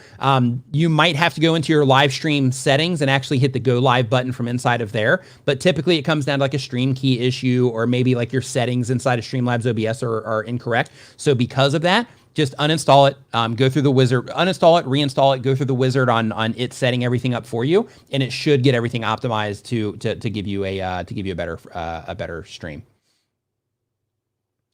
All right. Next up on the list, I saw somebody here. Okay, says A1 Turban Training Center says, can you please discuss a bug of Alertbox and Streamlabs? So when it comes to the bugs that are happening in Streamlabs, I recommend that you hit them up, because typically it just comes to it just being set up. So if you're having trouble with alerts in general, try using the browser source option, because the browser source option will actually bypass a widget, and then you're pulling it directly from the site instead of pulling it through the widget. So if you're having trouble with your alerts hitting at the right times and all of that, just experiment with not using the widget and try using the browser source directly out of Streamlabs. So basically you would log into your Streamlabs account, and then you would go in and grab the specific alerts that you're trying to show, and then they actually give you the URL for the browser source, and then you actually paste that into your Streamlabs OBS as a browser source, and then you can move it around, size it, and do all the stuff that you can normally do. One step. Says, take it one step at a time, my dude. Thanks so much. Thank you for the super chat. So let's see here. Hey, my pleasure. My pleasure, man. Let's see here. So we got a lot of yeses here. Not too bad. My twins are. How do I decide if I want to make art videos or tech videos? You got to figure out what you want to do. YouTube's a long game. I can tell you that. YouTube is a long bad. We got yes, yes, yes. Yes, a bit. Okay, not too bad. So yeah, so it looks like we got a nice mix of people being overwhelmed and not being overwhelmed. So that's good. That's good to see that it's not too bad. Okay, so next up on our list, we've got Fred Gunning Animates. Says type of channel is animations, mostly story time. The goal of the channel is my goal is to become monetized so I can purchase new and better equipment for my videos. Question, do you think it's all right to have a channel that focuses on one niche but does a variety of videos inside of that niche? For example, I mainly do storytime animations, but the audio wasn't to start animating my covers and eventually my own original songs. Do you think that's okay? I do. As long as the animations that you're making are for a specific audience, then yeah, I do think it's fine. My channel is a great example of this. And I mentioned this earlier, to where, I have, mobile content that I make for mobile content creators. I have live streaming content that I make for live streaming content creators. And then I have the YouTube tips for content creators in general that are interested in growing and understanding YouTube. So basically I'm targeting content creators, right? But I still have those pillars within it for specific types of content creators to make sure that I'm serving everybody and helping everybody that's trying to make videos for YouTube or live streams for YouTube or whatever. So because of that, like I'm still serving that main core audience of content creators. Just like here, you could be serving the audience of people that like to watch, animation content. Just sometimes it's songs instead of stories. All right. Next question that we have on the list here. Super chat. Insane McLean. In the membrane. And I can keep rhyming when I'm saying your name. And create pain in the ears. So everybody goes insane, McLean. Okay, so I kind of have twofold question. I was told that there's a wrong way to promote your channel that could get you in hot water. Can you speak on some really good ways? How would you invest $500 non-equipment? So I would invest $500 non-equipment on a YouTube course. That's what I would do. So if it's not equipment, I would do it on a course, because what you don't want to do is you don't want to buy, you don't want to buy subscribers. You don't want to buy views, anything like that.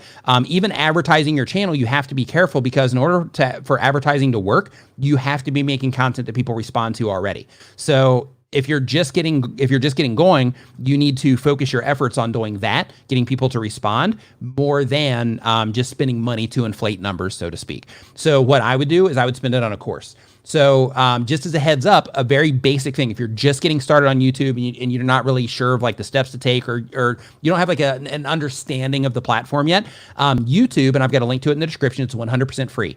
YouTube has something called the YouTube Creator Academy, to where they take you through a lot of the basic practices or the best practices, a lot of just fundamentals when it comes to YouTube. So because of that, I recommend that you go through that. That's free, saves your $500. Once you go through that, then be like, okay, now I want to take things up a notch, and then start looking for a good course. So I have a course coming soon. Roberto Blake has an excellent course and like group that he offers through his Create Something Awesome Academy. If you just look for Create Something Awesome Academy, you'll find that. I think I have it listed on bestcreatortools.com also, but you can find it there. Brian G. Johnson also has a course that he does that also includes a group. I recommend that. Sean Cannell has courses. I recommend that. Jevin Dovey has courses. I recommend them. Dare Leaves also has a course. It's like a higher tier course. 500 isn't going to cut it, but you know, that is available too as well. Like, you know, once you are ready for that. But you know, that's what I would do in that situation. If I was trying to, if I was like, okay, I got $500 and I'm going to invest this on what it is I'm doing on YouTube, I would educate myself through all the free stuff. And then when I'm like, okay, now I'm starting to get an understanding of like the platform, what's expected of me, how to structure titles, things like that. Now I want to level things up and go into like, you know, strategical, tactical things that I can do. And all of those things are not in the YouTube Creator Academy. So that's when you start investing in a course, but go through that first, in my opinion. Super chat. Aston Regis, nice to see you, dude. I hope that you're doing well. Says, what audio and lighting equipment do you use? And would it be possible for you to do a video on what gear you use? Thanks, Nick.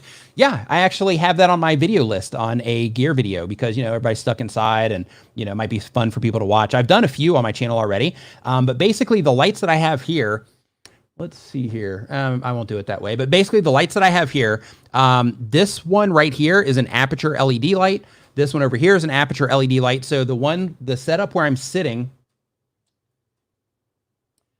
I can actually change. Do you guys want to see the setup? I can actually show you right now because I've got another camera set up over here. I can actually show you. Just give me a hashtag yes if you want to see the setup. If you want to see it, then I'll just walk over there and then you can see the actual setup. So let me know, and then I'll just give you a tour real quick right here.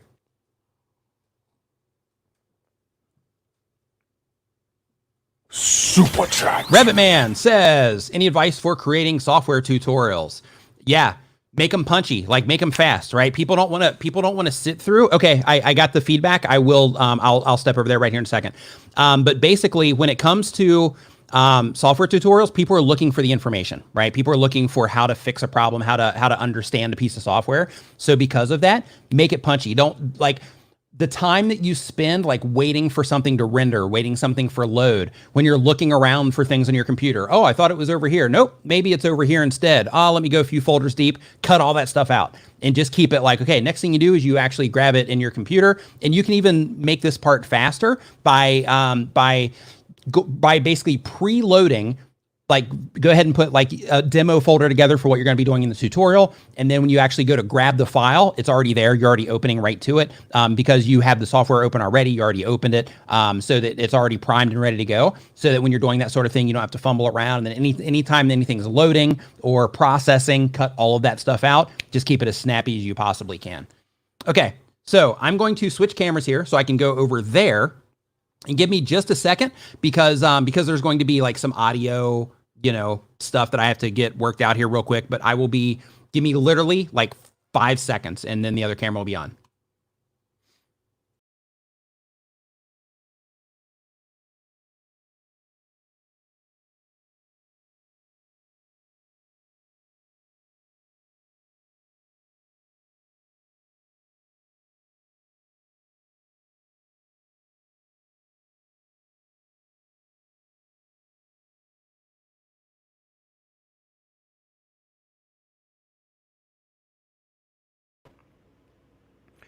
All right, can you hear me okay?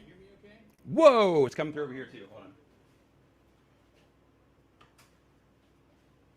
All right, so I need to pull up my YouTube channel here really quick, and then I will give you a quick tour, just because I need to make sure that that this is all pushing through okay and all of that good stuff. It should be fine, but I'm just going to make sure really quick. Make sure this is muted so you don't get a bunch of feedback. Okay, so if you have any questions about any of the stuff that I'm going to show you right here in a second, then just hold them for when I'm done, and then I'll actually go into the chat. I'll go into the chat for those. So, okay, so here we go. So basically, let me move this back, and then let me try to do this in a way that's going to make sense. Okay, so the place where I'm live streaming is right here, and it's a little bit messy right now, so pardon that. But the place that I'm live streaming is right here. And basically I have one monitor right here, and that monitor is the one that I basically put all of the, you know, like I have StreamYard on there, and then I also have like the YouTube chat as well to make sure that, you know, that just in case StreamYard doesn't pull it in right, that I can make sure that I'm seeing what you're saying here. And then I have this that I also have like the forums on, and if I need to share a link in Facebook or anything like that, then all of that stuff pops up over there. So the speakers that I'm using, they are two Yamaha, what's the model number of these? HS5s, and I have these because Shot by Leak, I see your super chat. I will get to that here in just a minute because I'm doing a quick studio tour. But basically, these speakers are the HS5s, and then I have the Rode Procaster here that I'm routing my Shure SM7B through, and basically that allows me to, you know, add compression and, you know, limit the noise and all that stuff so the audio sounds nice and clear. Like for example, the audio that you're hearing right now, it probably has like more noise attached to it because this one isn't running through that processor. This one is just running through a Scarlett 2i2 connect to the other station. But basically, and again, pardon the mess, but the lights that I was talking about, this one here is a Aperture LED light. It's a pretty heavy duty one. I can't remember the exact model number, but it's a pretty heavy duty one.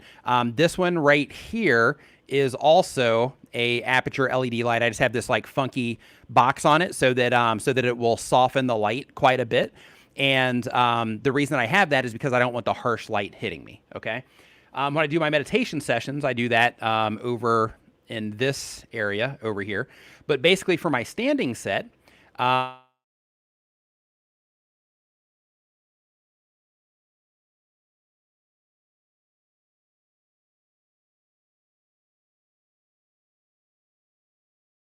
I have, there we go. Okay, so with this right here, this is the Canon 80D that I do for my standing desk, and then that's running through a Zoom H4n audio recorder here.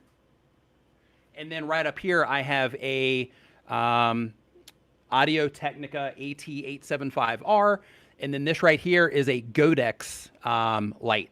So this one's not Aperture, this one's a Godex light, and then I've got this grid on here so that I can really focus the light. And then of course, my camera for that sit-down area, it's just sitting right over there. So in a nutshell, that is that setup. Now this one here, basically I've got a light, like literally right up here. That's to crisp me, but that's the one I just turned on so you could see stuff. This mic right here is this one is a Rode microphone. I think it's called like a Rode Broadcaster, I believe, for this one. And then I have it routing through, let me move that. I have it routing through a Scarlett 2i2 that's sitting right underneath the computer. So so that, in a nutshell, is the setup. So I'm going to move over to the other machine. And if you have any questions about any of the stuff that I just asked, you can go ahead and put it in the chat, and then I'll answer those once I get over there as well. And let me shut this one down, and I'll be right back over there in just a minute. All right. So if you dug that, let me get a hashtag yes. And if you want me to make like a full detailed video, then give me a hashtag yes as well, just so I can put it on the list if so. And I will be right back.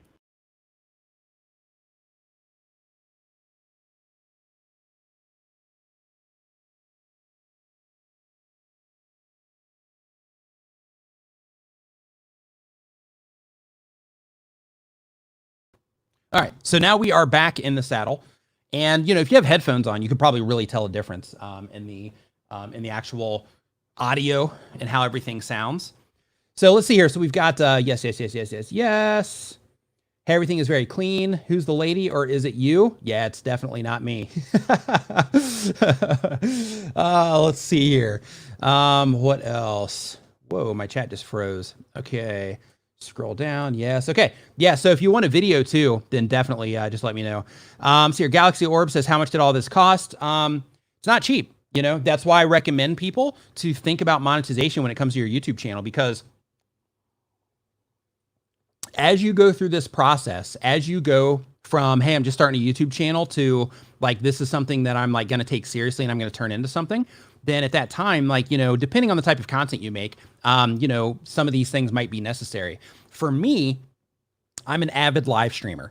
So if I wasn't if I wasn't just obsessed with live streaming, then I wouldn't have upgraded my camera. I probably still would have gotten this, but I wouldn't have upgraded the camera to this, because just this camera and lens setup, I mean, we're looking just for my live streaming camera. It's probably, I don't know, like $600-700 or something like that.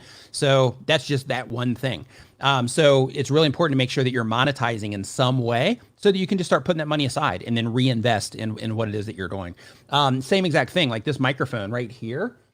This one that I use for this setup, like just this microphone is like I think it's like a $600 microphone or something like that. And the only reason I do that is because I want you to have a good viewer experience when you're listening to my content, because if my audio sounds great, you're going to be like, wow, this is great. I'm going to keep coming back and watching this dude because I can hear him crystal clear when he's talking. So because of that, it's worth the investment for me. Same thing here for my live streams, right? Having this one's like, I think like $300 or $400 or something. Same exact thing in that situation, right? It's important to make sure that you're investing in what it is that you're doing. Daniel Patel in the house. What's up, dude? Nice to see you. Paul Peck Drywall in the house. What is going on? Nice to see you here as well. So Kathan Thompson says, what mic are you using? This one here is a Shure SM7B microphone, the one that I was doing the demo on over there. Eileen, what is going on? Nice to see you here. The one I was doing over there is a Rode Broadcaster. The one right here, the shotgun mic, and this one is a Rode NTG3. And then the shotgun mic that I used for the stand-up stuff, that was like $150. That one, or $120, I think. But it's a Audio Technica AT875R is the model number for that one. So for all you not tech, but all you gear geeks out there, that's the stuff. Camera. This camera is a M50, but I just use this one for live streaming. But my main cameras, I have two Sony A6500s. One of them's right there. The other one I was just streaming with over there. And then I have a Canon 80D as well that I'm going to soon upgrade to the 90D. I love the look of the Canon. I love that camera. That particular, the 70D and the 80D are what I like basically built my channel on. They were the foundation of my YouTube channel. So like those cameras, I absolutely love. I'm thinking of actually like putting my 70D in like a box and just kind of cherishing that, because that kind of helped get this ball rolling. So you know, I owe a lot to that camera. Okay, so any more questions about the gear stuff? If not, then I would. So Clay Desiree says your sound quality is awesome, Nick. You should try doing some ASMR. My brother actually did ASMR. So in order to, before he started doing the mobile stuff, he wanted to start a YouTube channel so he could get his feet wet, get used to the platform and stuff like that, because he didn't want to come on and just go all in without having an understanding first. So he started an ASMR channel. He grew it to, I think he might have like 350 or 550 subscribers on it or something like that. But, you know, a handful of videos, and he got, you know, like 350, 550 subscribers on it. But it's ASMR content. So you'll appreciate that. Let's see here. So Adventures in Dirt says, with the M50, are you using the new beta software for streaming? Not yet. Currently, I'm running this through a Camlink, and I haven't tried the beta software yet. So I'm aware of it, and I've seen a lot of good feedback from the videos I've watched about it, but I haven't applied it yet. I was going to do it today, but I was just running behind on everything, so I didn't get a chance to install it and get it all worked out today. Shannon, good guy, got game, says, I just started my YouTube channel. Thanks for helping me out. Hey, high five and fist bump to you. Welcome to YouTube. Right? It's a long journey. Embrace the learning process, embrace the learning curve. Also, as part of that learning curve, also just look at it like, okay, this video I'm publishing so that I can learn something. It's not necessarily that, hey, I'm going to publish this video so that I can hopefully get millions of views on it, which hopefully you do. But when you publish each video, look at it as more of like, I'm publishing this so I can learn something so that I can, you know, apply it, so that I can apply whatever it is that I learn later to future content. And there are some super chats that came in. I'm scrolling up right now so that I can see if I can find those.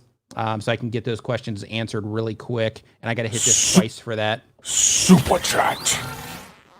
All right. Daniel Patel saying hi to everybody as I'm scrolling up here through the list. I love the pinwheel emoji. Hey, for channel members, I want to let you guys know that that right now I'm having some new channel member icons made. So just as a heads up, those should be done by next week. I just sent my changes to him. And those should be done by this time next week. So just a heads up, those you know, those nice shiny looking member icons will be updated. Okay, I can't find it, so I'm gonna have to go in here through the admin real quick, and I'll pull them up that way so that I can answer the questions that came in earlier, and then we will get back to the form where I'm answering your questions for free in that form. So if you have not put your question in the form yet, go ahead and do so that we can make sure that I get it answered here while we are live. And again, while I'm looking this up, I do want to remind you that TubeBuddy is the sponsor of this live stream. They are the #1 browser plugin for YouTube content creators. I have a link to TubeBuddy down in the description, or you can just go to tubebuddy.com/Nimmin, or just go to tubebuddy.com, install it. If you're a content creator, you should be using TubeBuddy, and I've got that down in the description. Ooh, I like the thing they have going across the top now, the recommendations. Nice, dig it. Okay, let me go to the dashboard. Let me go to the super chats. Super chat. Hannah So Lit saying, yo, Slick Nick. What's up, man? Hey, I was in here rapping earlier. Yeah, I was doing a rap to a channel name. Yep. That's how we're rolling. That's how we're rolling here. Okay, let's see here. Supers. And then super chat activity. Okay, here we go. So those of you that gave the super chats, I've got your answers coming up here. Okay, so so Leak says super chat. Misunderstood says Streamlabs versus StreamYards, and the camera question up there. Sorry, thanks ahead. Okay, so when it comes to StreamYard versus Streamlabs, it really comes down to what it is that you're doing. So unfortunately, StreamYard, you can't do things like adjust the bit rate and things like that. It's all happening on the fly. Their software is doing it. So the quality that you get out of StreamYard isn't as good as Streamlabs because you can really fine tune things in Streamlabs. Also in Streamlabs, I can use a bunch of different scenes. So if you watch our live stream that we do in our studio, like there's stuff all over the screen. We've got like boxes all over the place. So there'll be like a person here, and then it'll go split. And then it'll be like, you know, a box and a frame, and then like chat going on the side. So, you know, we can be changing the scene all the time. And StreamYard doesn't allow for that sort of thing either. So if you're wanting to just go live easily and you're wanting to bring other people into your stream as guests, StreamYard's great for that. If you're wanting to make like more of like a high-end stream to where you have like different scenes and you can, even if you're not doing the different scenes, if you're just wanting to do something where you can really fine tune the quality, then you'd want to go to StreamYard or Streamlabs. But if you're like, hey, I just want to do something easy to where I can like have some friends join me in chat and like that sort of thing, then that's where you would definitely lean on StreamYard because it's just super easy to use. And the quality, as you can tell, I mean, it's not bad. It's just you can't fine tune it to where it's as good as the quality that you get out of StreamYards.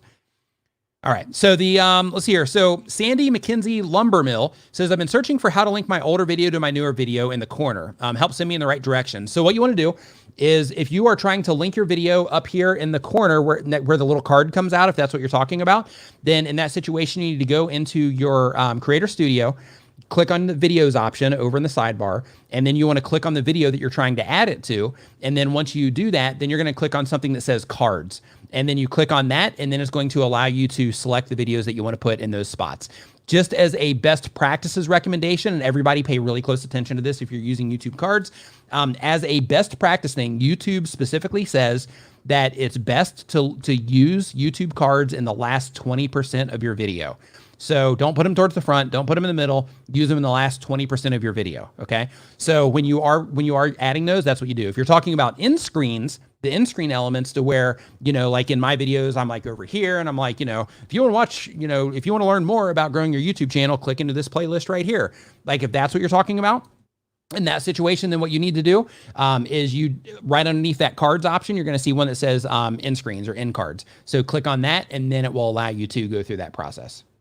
If you're on a mobile, then you'll need to do it through a desktop browser, like Chrome or Safari, and you'll need to use desktop mode in that browser, which you'll find in the 3-dot menu for that browser. And for Leak, we have Shot by Leak. I've been posting music videos for like 8 months on my videos aren't even getting 50 views. Is it me or am I blacklisted? It's not you. It's, it's not that you're blacklisted. You're probably just not making content or packaging your content in a way that people are responding to. So what I mean by that is, like, let's say that you're making videos on a popular song, or you're just posting your own music videos and you're just posting your own stuff. Then because you're not posting like titles or thumbnails that would make somebody say, oh, I want to see this version of that song, or hey, I wonder what this song sounds like, then you're not going to get views. But a really good way for music channels to kind of get their foot in the door is by doing covers, because what that does is that gives you a discovery mechanism. So that discovery mechanism is, when there's a popular song that comes out, I'm going to do a cover because I'm talented. Then people are going to enjoy my cover and they are going to share it with other people, things like that. And they're going to subscribe to my channel and they're going to keep coming back and watching more. But a lot of that also comes down to your talent. As a musician on YouTube, your competition is fierce. So because of that, like you got to make sure that you're bringing the heat with the music that you're putting out there, and that you're moving people with the song. So instead of just looking at it like, hey, I'm just going to make this song, or hey, I'm just going to cover this song, do it in a way that will move people so that they'll be more inclined to share it, right? So if you have like a popular like hip hop song, I'm not sure the type of music that you're making, but I'm just giving this example. If you have like a popular hip hop song, making like a classical guitar version of that song, where you're like, working in the melodies and all that stuff of the actual, things the rappers are doing, like that sort of thing would be like an approach to that. If you're doing, the same exact thing and you have like a popular like country song, then doing, like a hip hop version of that, or doing like another type of version that would be something where people are like, oh, that's something different, but it's really cool. This person did this in an awesome way.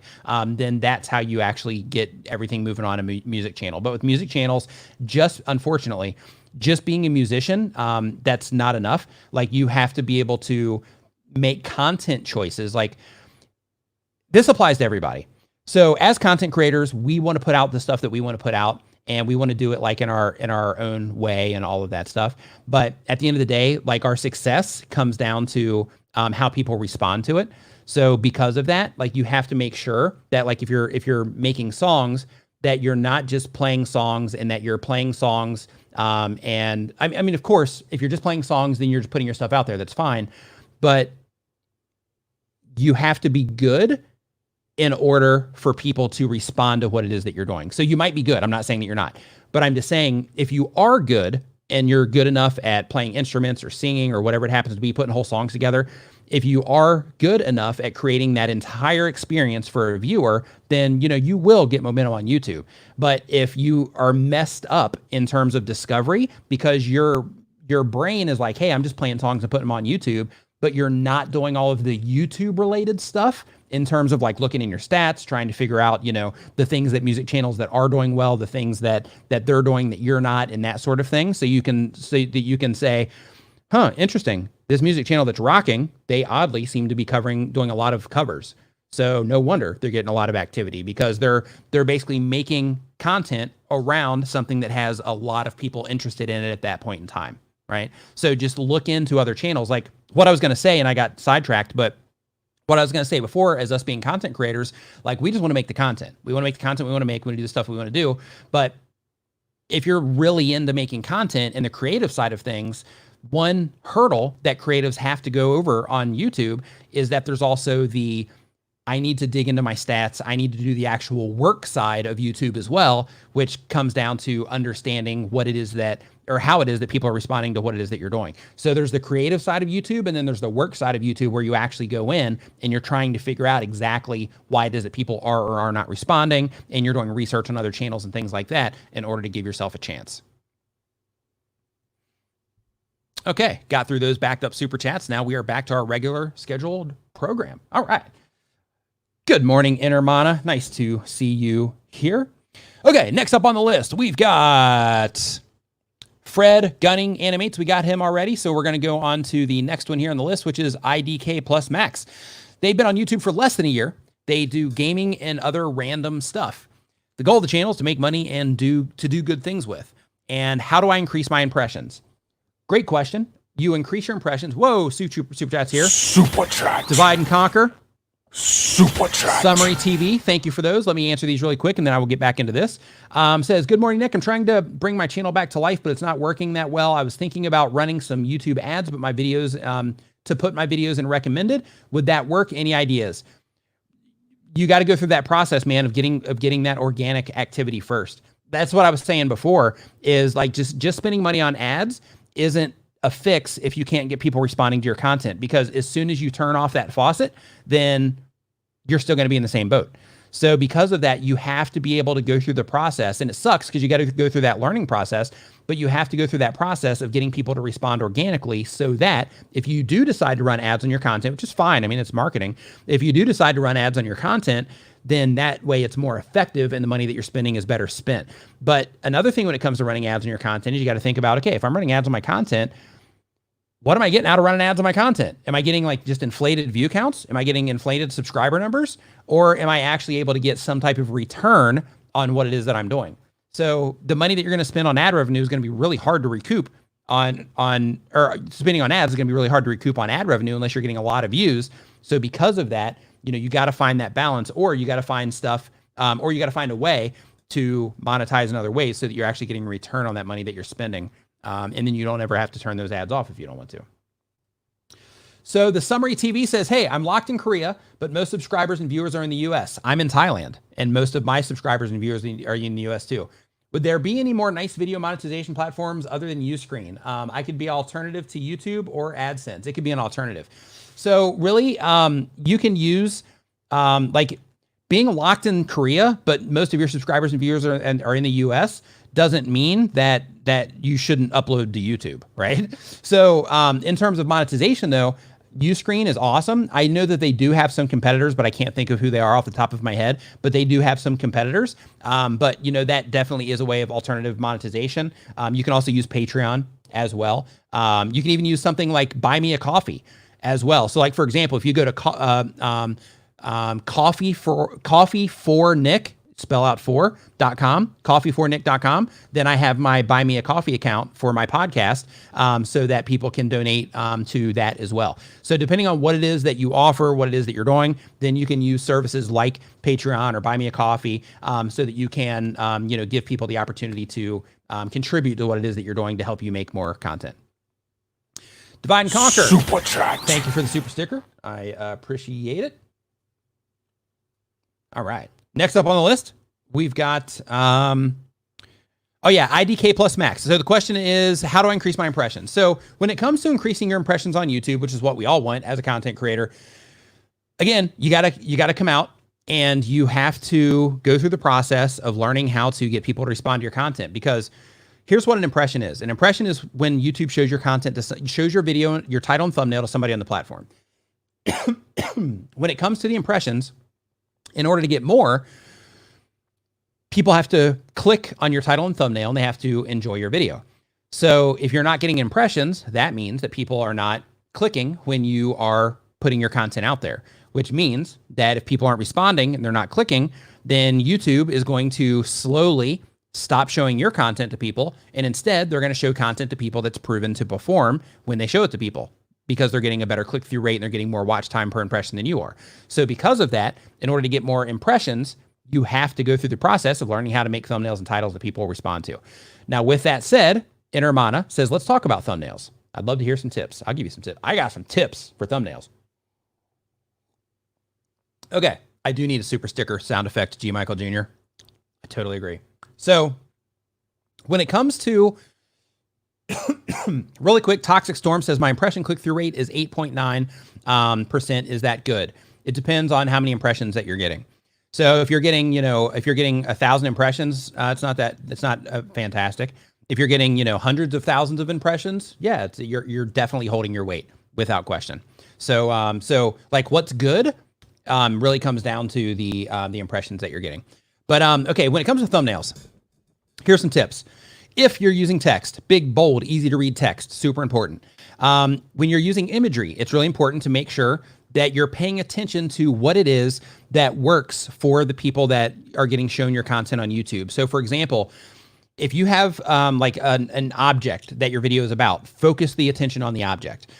You also want to experiment with a nice clean image of the object or the object with a bunch of other stuff around it for the sake of seeing what your audience responds to or the people that YouTube is showing your content to see what it is that they respond to. So because of that, you really need to experiment with your thumbnails. So typically people will say things like, this coffee mug, I think you can get it at the TubeBuddy store. If you go to TubeBuddy.com, I think they have a store somewhere in there and you can get it. They sent me this one, but you can get it there, I think. But basically with the, what was I talking about? I lost it. Thumbnails. Okay. So basically with the thumbnails, the common thought is also, hey, I need to make sure that I'm using bright colors in my thumbnails. Well, that's not always the case. Bright thumbnails or bright colors in your thumbnails isn't always the win. So like it's important to look at your thumbnail, look at the audience that you're trying to reach, and then start experimenting with different things. So for example, one of the things that you would experiment with is, okay, I'm going to use a cutout of whatever it is I'm talking about with like a colored background and see how people respond to that.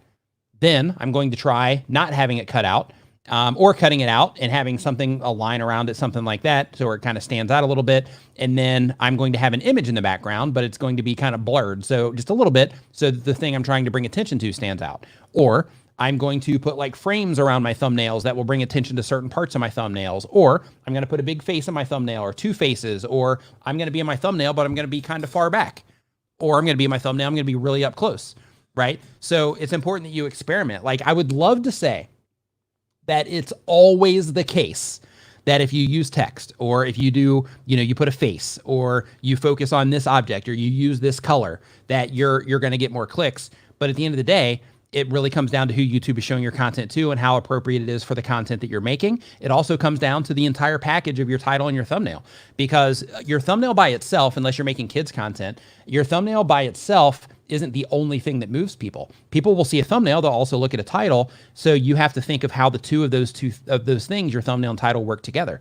So I did on TubeBuddy's Corn stream, it was a 24-hour live stream, so you can probably just skim through it and look for my part. But basically on that live stream, I went through like an entire process of taking basically like a video about cake where you just have like a thumbnail about cake and you go through this entire process of basically framing that cake in different ways through the packaging that you're putting on it to get a response for search compared to getting a response for browse or recommendation features, and also being able to stop people in their tracks based on the thumbnail based on what it is that you're saying in the title. So look for that. I also go through that in detail in the course that I'm coming out with here soon as well. So keep an eye out for that also. But like when it comes to thumbnails, the most important thing is you got to test.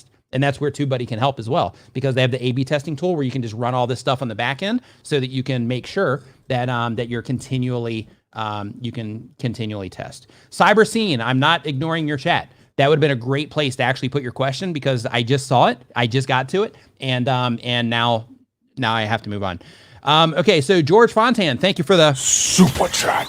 Says, hey Nick, New York is letting construction restart soon. I'm planning a home renovation series for a Soho loft renovation tracking. Design, construction, and completion. Any thoughts on tips for making my first series? Just take them through the process. In the series, let them know just quickly. So this is a part of the series. If you want to follow along as the series continues, I'll put a link down in the description below to the playlist where you can watch the entire process. And then from there, package each one to where they don't have to watch the previous ones in order to understand what's going on in the one that they see. So for example, let's say that you have a 5-video series playlist. For whatever reason, that third one, however you package that one and the way that you put that video together, people just love that one. So therefore YouTube starts showing that content all over YouTube to the right people. They start pouring into your channel from that particular video. As they start pouring into the video, you have to make sure that that video by itself is its own container and they don't have to watch the videos, the other videos that you have. So because of that, just quickly mention that it's part of a series that you're putting together to take people through the process. They can go through the process with you, and you'll put a playlist link down in the description below where they can follow through the process in order. Just do that. And on your end screen also, same exact thing. So, you know, a playlist to continue this series or to watch the next video in the series, just click right here.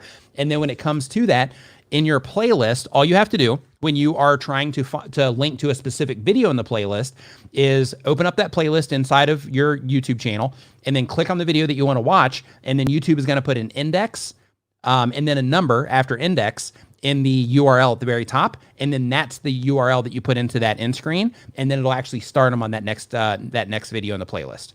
So just build it so that it basically takes your viewers through that process in an easy way if they want to watch the entire thing, but also make sure that it's a series playlist when you build that playlist. All right. So next up on the list, we've got scruffy looking RGB. Dig it. Guessing you might be a designer, maybe. So Scruffy Looking RGB says they've been on YouTube for less than a year. They do retro games, modding, and hunting. The type of channel is to make it big. The goal of the channel, to make it big, get famous, make money. Making it rain. I want to make it rain from my YouTube channel. The question is, to be consistent, is it good to make a few videos and then slowly publish them one at a time? So what's important is that you are sustainable. So what I mean by that is that however fast you make content, hey Heidi, nice to see you in here. Costume CO in the house. Hybrid Steel, what's up, dude? Scully's House of Thrillers, nice to see you in here also. So basically, when you have a stack of content, you're thinking, hey, should I put all this out at once? Should I do what? What you want to do is you want to basically publish a video, and then you want to see what happens with that video.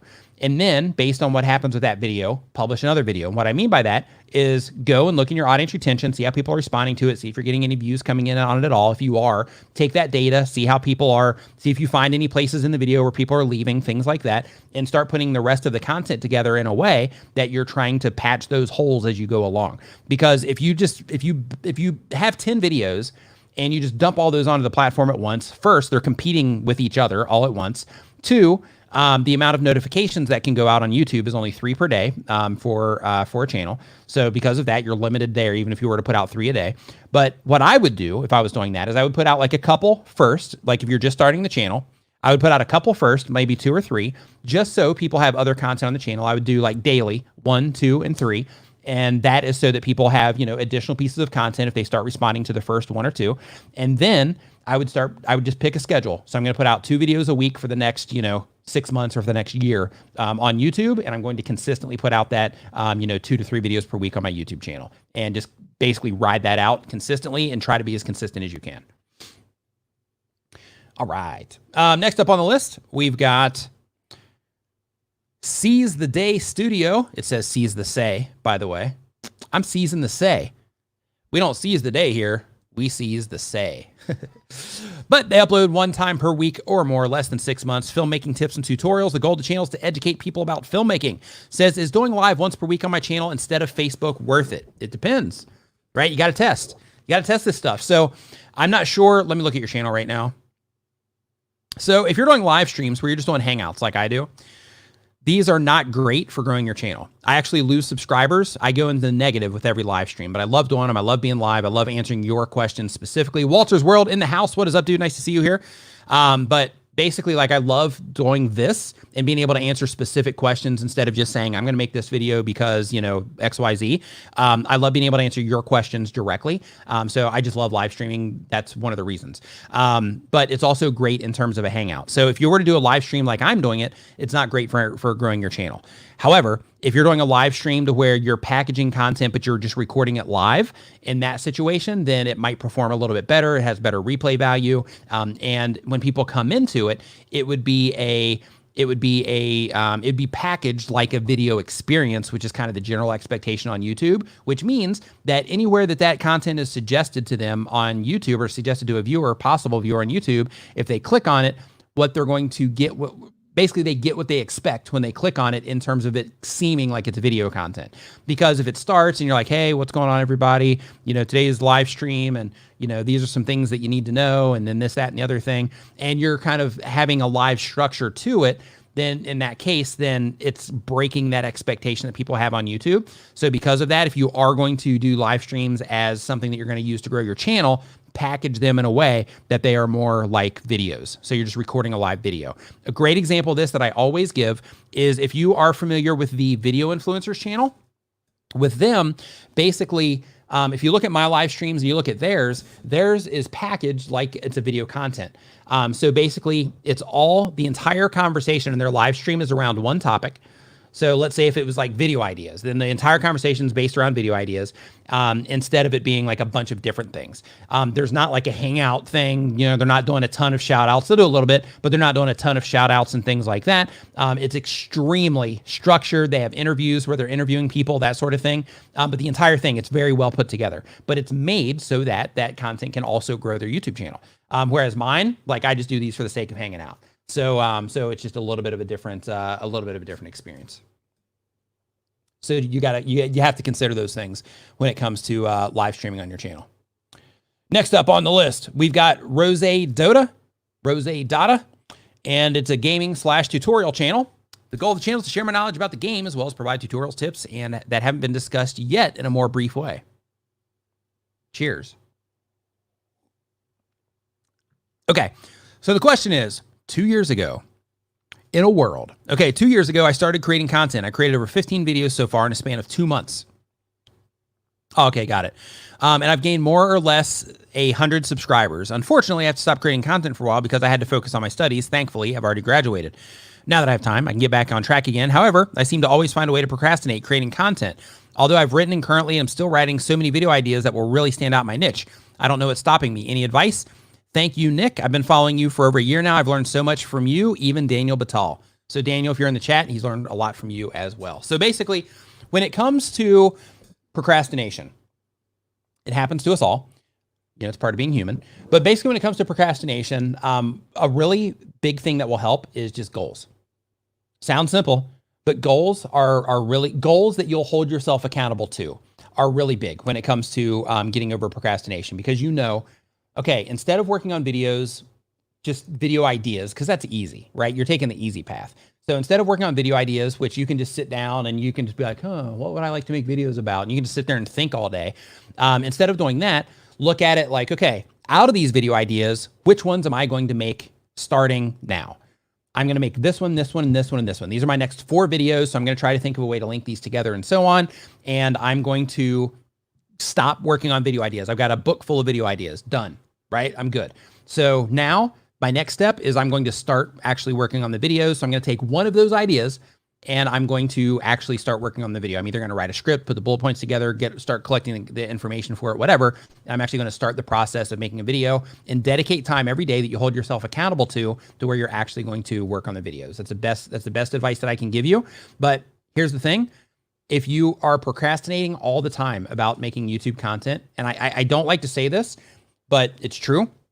If you're procrastinating all the time about making video content, then you might not want to make content as bad as you think you want to make content. So because of that, procrastination is a real thing. But if you're approaching YouTube from the perspective of like, hey, I'm passionate about this and I want to do this because I'm passionate about it, in that situation, if you're passionate about it really, then you probably wouldn't have to make yourself make content, right? So because of that, you have to kind of look at that objectively and say, am I really passionate about this? Is this something that I really want to do? Or am I just doing it because I think it would be cool? Like what's the reason behind this? Find your why and then set goals in order to move yourself forward. And what I mean by find your why is find out why you want to do YouTube and embrace that why. This is why I want to do YouTube, right? Like you heard that other person before, like, hey, that's actually why I have the goal section here, right? Find out why you want to be YouTube. Obviously, sharing your knowledge about the game and providing tutorials and tips that haven't been discussed yet in a more brief way, that sounds good on like written out on the screen.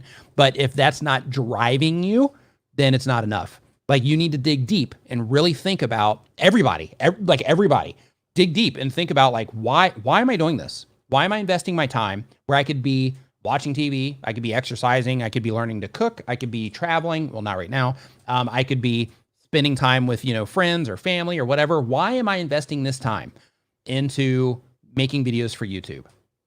Find that reason and really explore it, because the deeper you explore it, the more motivating it can get in terms of, being a driving force to keep you pumping out content. Super chat. Your Creative Push says, I've been uploading my audio only hour-long episodes of my podcast on YouTube for 3 years and gained 2.5 thousand subscribers. Nice work. That's really hard with audio only content. Now I'm also uploading shorter topic-based videos. Better to start a new channel or put both together. So if you are promoting it from your actual podcast, then go ahead and put video content up there. But if you are if you're like wanting to maintain that as just like an audio resource only for the people that are into audio, so that they can also have that YouTube asset for when they're on YouTube, they can listen to you in the background, that kind of thing, then in that case, I would branch off to another channel. But still let people know that you have that other channel. Like, use the one to get people over the other. Maybe put a demo video up to where, like, hey, on this, just as a heads up, you put it in your trailer spot. Hey, just as a heads up, I have a video version of this channel as well. You can find that through the link in the description. Go follow me over there if you want to see, get notified of my video content also. So that's what I would do in that situation. But seriously, like, high five on you for getting 2.5 thousand subscribers on audio only content. That's really, really hard to do. It's really hard to get audio content to move on YouTube. Super chat. Walter's World. Thanks, my man. And just here in just a second, I have a special guest coming in, by the way. But Walter's World, thank you for the super chat. Says, Nick is a pretty sweet dude, so he hangs with us on Saturdays, even though it hurts his numbers. A sign of a good guy. Please click like on this live feed so more people will see how awesome Nick is. Thanks, man. I appreciate that. He like makes me blush every Saturday. Thanks, dude. I appreciate it. Sultan D says, I have a gaming channel with 58,000 subs. Nice work. I post Apex Legends tips, guides to help players improve. What's best to change my niche from tips to gameplay? Cold turkey switch, or slowly incorporate? I recommend slowly incorporating. And the reason I recommend that is so that you can start testing the waters, because if you just go all in, then you might get, you might have some serious bailage happening on your channel. So because of that, I would start dripping them in and even make it a thing. Like, hey, I'm going to start doing some gameplay videos. So if you want to join those, I'm doing some live, I'm doing gameplay every, Thursday and Friday. So make sure you come in for those and start mentioning that in your videos, so that you can actually start, letting some of those people be like, sweet, I can join for some gameplay content. But for the people that just come in for your tips and guides, they know that Thursdays and Fridays, they don't want to be a part of what it is that you're doing. So they can just go ahead and bypass those things. But I would start dripping them in instead of just doing like a right turn, because the tips in the gameplay, as you've clearly demonstrated on your YouTube channel, are great for discovery, because that's stuff that people are actually looking for that will help them find your channel, where it's a lot more difficult to get discovered on gameplay alone.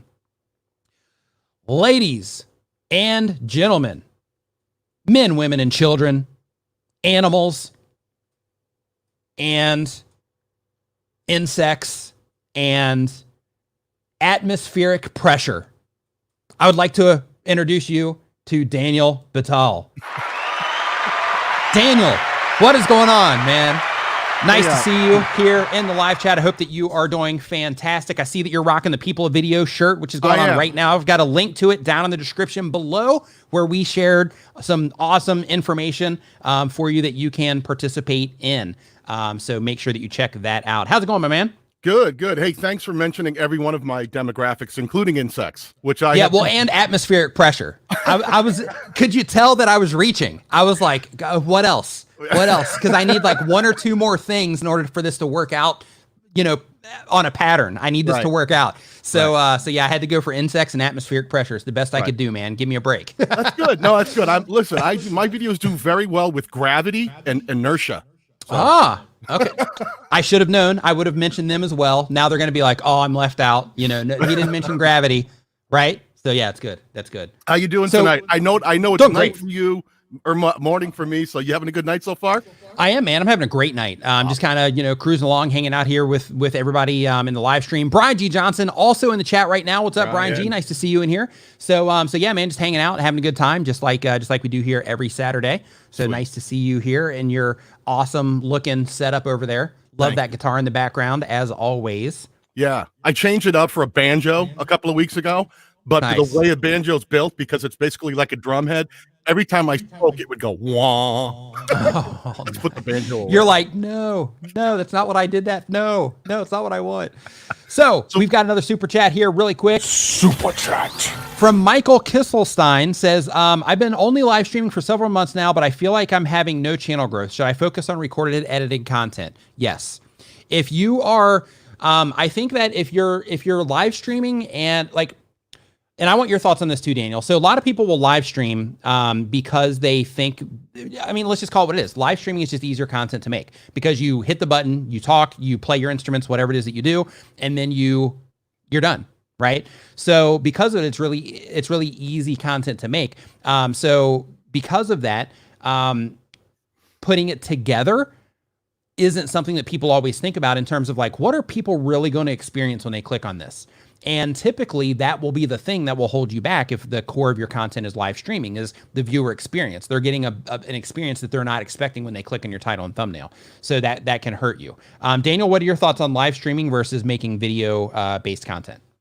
Yeah, I like to do a mix of both, and I experiment. A lot of times I hear you say this all the time, Nick. Just try it and see how your channel and your audience reacts. I've done several live streams lately because I felt, let me know if my mic level's off. Anyone in the chat, if I sound too loud, scream it out there and let me adjust. I've tried. I think you sound fantastic, by the way. Thank I you. just want to go ahead. And the mic's not I love bad the either. sound of your voice, so I just want to say it sounds great. You're like atmospheric pressure. Yeah, those, when I'm laying in bed at night and you're like whispering, like that's my favorite. That's my favorite time to hear your voice. I'm trying to be like D with the ASMR. Yeah. So my thought is that I've been doing more live streaming recently because there's a lot of people at home. There's a lot of people for my niche and the way I understand my audience. I've been getting a lot of questions about how to do different things with Filmora editing software and how to grow your channel more quickly and rapidly and learn how to take advantage of the time at home. So a lot of people have been asking questions that I can't physically address in individual videos because some of the topics just don't warrant an entire video. Or they don't fit well together. But where they do fit well together is in a live stream scenario. So I'll actually put more live streams out now recently that are doing well, but I do them in a sense. I always mix them with pre-recorded material. I think you'll never get a better ability to get your point across effectively than with something you've structured and planned out and scripted or however you do it in a pre-recorded piece of material. I just think it's hard to beat because it's so if you do it well, it's so well packaged that someone gets their value immediately. Whereas in a live stream, they have to wait and do other things, which isn't necessarily a bad thing, but you have to learn how to balance that out. So did I lose Nick? Did he freeze up? That's awesome. I don't think so. It looks like your camera froze right there. Oh, fantastic. Love it. Sweet. So what I like to do is I'll try both. I'll mix both. But when I make a live stream, there you are. What I do is I try to make sure I do things like really stick to the value. I really try to answer a lot of questions. I try to get to the topics. And another thing I've been doing on my live streams is when I do them very value-based is I make sure afterwards, and it's painstaking, if I'm going to try to get them to perform on my channel, I go through and I time code all of it down in the description. So if somebody wants to find each question about the thing I was talking about, the time codes are right there. They can click to it. They can find it.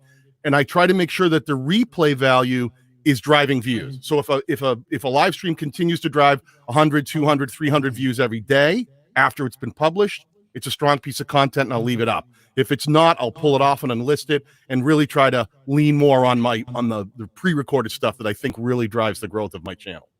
Nice. And with that too, like when it does come to the live streaming, another thing that we do as well, and by we, I mean my brother and I'm not sure if you do this or not, Daniel, but basically on the channel page, because basically like what can happen is people can watch videos and then they go to your channel page to just see what else you have to offer, especially if you're a resource channel like we have. And because of that, we actually focus people on the channel page on the video content. So instead of having just the uploads playlist in that situation, we actually took that off. And then we have a, recent videos from playlist instead. And then there we can actually control what goes in there instead of having the default uploads playlist that's in there, so that we can take the live streams away, so that let's say a new viewer comes in my case, a new content creator, and they're like, wow, this video was really helpful. I dug this. Now I'm going to go check out and see what other stuff they have so I can learn from them. And they hit my channel page. That first impression that they get on my channel page, anything they click on, I want it to be content that they have a very high chance of responding to, so that they'll watch more of my content, so that regardless of if they subscribe or not, YouTube will show them more of my content, so that hopefully I'll win them as a subscriber eventually. So that's kind of like the idea on the channel page, in terms of just kind of controlling what's, the experience that the viewers might have when they're there, and showing them content. Like Daniel was saying, he unlists specific content if it's not performing, because it's something that people just aren't digging, which is causing it not to perform. And the same exact thing applies to me, because my live streams die a pretty fast in a pretty fast way. So because of that, I take those away to where I'm showing people the stuff that I want them to see on the channel page. They can still see it all on the video page, but for the people that just land on the channel page, because that's where they end up if they click my channel name, I want to make sure that I'm controlling that initial experience they have there, especially if they're on a mobile device. Right. Danny Hatcher in the chat asked a really interesting question. Hey, Nick, could you unlist live streams and put it as a membership feature? Danny, Absolutely. I did that for a while. I did that until I started doing these streams where I have other people on. Like when it was just me and D, I would unlist them. But because you guys are taking the time to, to come in and hang out on the live streams and all of that stuff, and I appreciate that time that you spend here, I leave these up for the sake of, for the people that do come in and they happen to see it and see the links in the description and all that stuff. So I leave them up, for that reason. But if it was just me here streaming, these would go unlisted and they would go into members only, as a members only video. Right. So. Yeah, I think the only place you have to put some thought. You know what? I'll ask our connection. By definition, Danny, they tell us memberships is new, so there's we're still figuring out the rules. They keep rolling out the new features. Like we can now just suddenly have members only live streams that we used to have to make them unlisted and tell our members don't share this. But now you can actually do members only live streams. But one of the things that they tell us is the content that you make for members only can't be visible to anybody else or accessible to anybody else. So there's a gray area about, okay, well, they other people could see it before, but now they can't. Can I still use it in memberships? So we all play that game where we're trying to find out walking on the line. Yeah, don't upset the memberships. The ball card or Apple card, whatever we call it. Nice. So the next question that we have on our list here is, we already got Rose Data. So the next question that we have on our list, if I can get the page to load here, is from MOS610 Models, huh? We like so models. The question is, they do model building, not what I thought. And the goal of the channel is to build a community. The question is, why do we need to say that we gave a paid promotion on the video? If I do a sponsor, does that affect my ad revenue from AdSense? And do I have to say I'm sponsored? Okay. So that is that's an FTC. That's a legal thing. That's not a YouTube thing. So it's actually two. So one, it's a legal thing, and two, it is kind of a YouTube thing too. So the legal thing is basically so that if you are talking about a specific thing, then people will know that your opinion might be biased of that thing. And because of that, they have to, if you let them know that it's a sponsor relationship, then they can make that judgment on, okay, well, is this person just trying to sell me this, or do they genuinely care about this product? It's a good product or whatever. The second thing is that with the sponsored content, it can also impact your ad revenue and the ads that are displayed on your videos as well. So because of that, then that does happen on the YouTube side. So that's why you have to disclose that. Ladies and gentlemen, dogs, cats, hamsters and rats, dogs, cats, hamsters and rats, atmospheric pressure and insects. Andrew Can. Okay, guys, I don't know what's going on here, but I feel like I'm getting invaded by the people of video. Like, what's going on? If you're getting that vibe in the chat, let me know. Like, I feel like I'm getting invaded by the people of video branding here. What's going on? Where's my shirt? Why don't I have a shirt? I was in there. So I literally got my shirt in the networking session they were doing last night. On at 7 o'clock, I got a knock on my door, and I'm like, okay, nice. And I'm like, and they're like, package it says people of video. I'm like, Dan, you planned this. Oh, yeah. I got mine yesterday morning. I have probably over $1,000 worth of Amazon packages that I ordered a month ago that I haven't seen yet. Dan hit me up 2 days ago and goes, "What size shirt are you?" And within 2 days, it's at my doorstep. So I'm ordering everything through Dan now. That's it. People with video has that hookup. Dan is your FBD. Fulfillment by Dan. I love it. So good. Oh man, absolutely love it. So Andrew, man, how's life treating you, man? You doing well? So Andrew everybody, just so you know, Andrew has a filmmaking background. He has a YouTube channel where he displays his films. He also shares some YouTube related advice on there as well. He also works for TubeBuddy as we'll say TubeBuddy's his side gig, but his passion is like videos and film and all of that. Would I be correct? Yeah, that's pretty accurate. Okay, so with that, that's Andrew and his thing. That's what he does. So there we go. So I wanted to just say the intro for that. I'm like, how am I going to live up to this hype you're building? But it's okay because I dropped it. I let it fizzle out, kind of like there at the end. So it's okay. All right. Our question here. So our next question, I should say, did I answer that model building one? Did we answer that one? Oh yeah, the sponsor one. Okay, so next up on the list, as I slowly start falling apart, is The Sky is 10th Hokage is a YouTube channel. They've been on YouTube for less than 6 months. It's a gaming channel. The goal is to become famous. And the question is, I used to do sub for sub when I started because I didn't know any better. That happens. If you're a content creator and you're doing that and you don't know any better, it's okay because, a lot of people do start. They see videos where people say to do that in order to get your channel going. But just as a heads up, that's the completely wrong approach and that can actually be damaging instead of helpful. And it's against the YouTube terms of service, community guidelines. So because of that, you do not want to participate in it because if you are found out, you can lose your channel because of it. But the question is that they used to do sub for sub and I didn't know any better. Since I stopped, is it going to grow correctly from this point or do I have to start over? Currently sitting at 223 subs. Yeah, so now just focus on making content that people enjoy and it will take care of itself. So you'll be okay, but you're just gonna have to focus really hard on making sure that you're making good titles, thumbnails, and that you're able to keep people watching your content. You guys have anything to add on to that? What I was going to say is YouTube also has come out and said, oh, Nick went Hulk. He went green on us. But basically, Daniel, this is what it's like to be on the other side. But basically, YouTube also purges subs. So sometimes people are like, why are my subs gone down? A lot of times it's spam or inactivity or basically fake accounts. So YouTube also does purges like that every so often. So that can also affect it. You have anything else, Dan? Yeah, the only thing I'd be careful of, and it's a very outside possibility. If you're going to monetize, welcome back, Nick. If you're going to monetize your channel, the one thing you do want to be careful of is YouTube does a thorough review of your channel when you go to monetize. They look at everything, your content, the history of the channel. There is, albeit a small outside possibility, that they could notice that you may have purchased subs or done things along the way and rediscover something that you've done along the path to monetization that could stop you from being monetized, not necessarily get your channel ended, but could affect the ability to be monetized. So consider that now. It may not be an issue, but I hate to see someone build a channel up to the point where it's time to get monetized and suddenly they do it in person, because they actually do the monetization reviews by person. It's not done by a computer, algorithm, and they take a look. And if you happen to get someone who notices that they've seen you've done things that are against TOS, there is that outside chance monetization could be an issue. So just consider that as you move forward. Nick's still working it out. He's working it out. I love when he comes and goes like this and the cameras change. This is live streaming at its best. Always trying to figure out what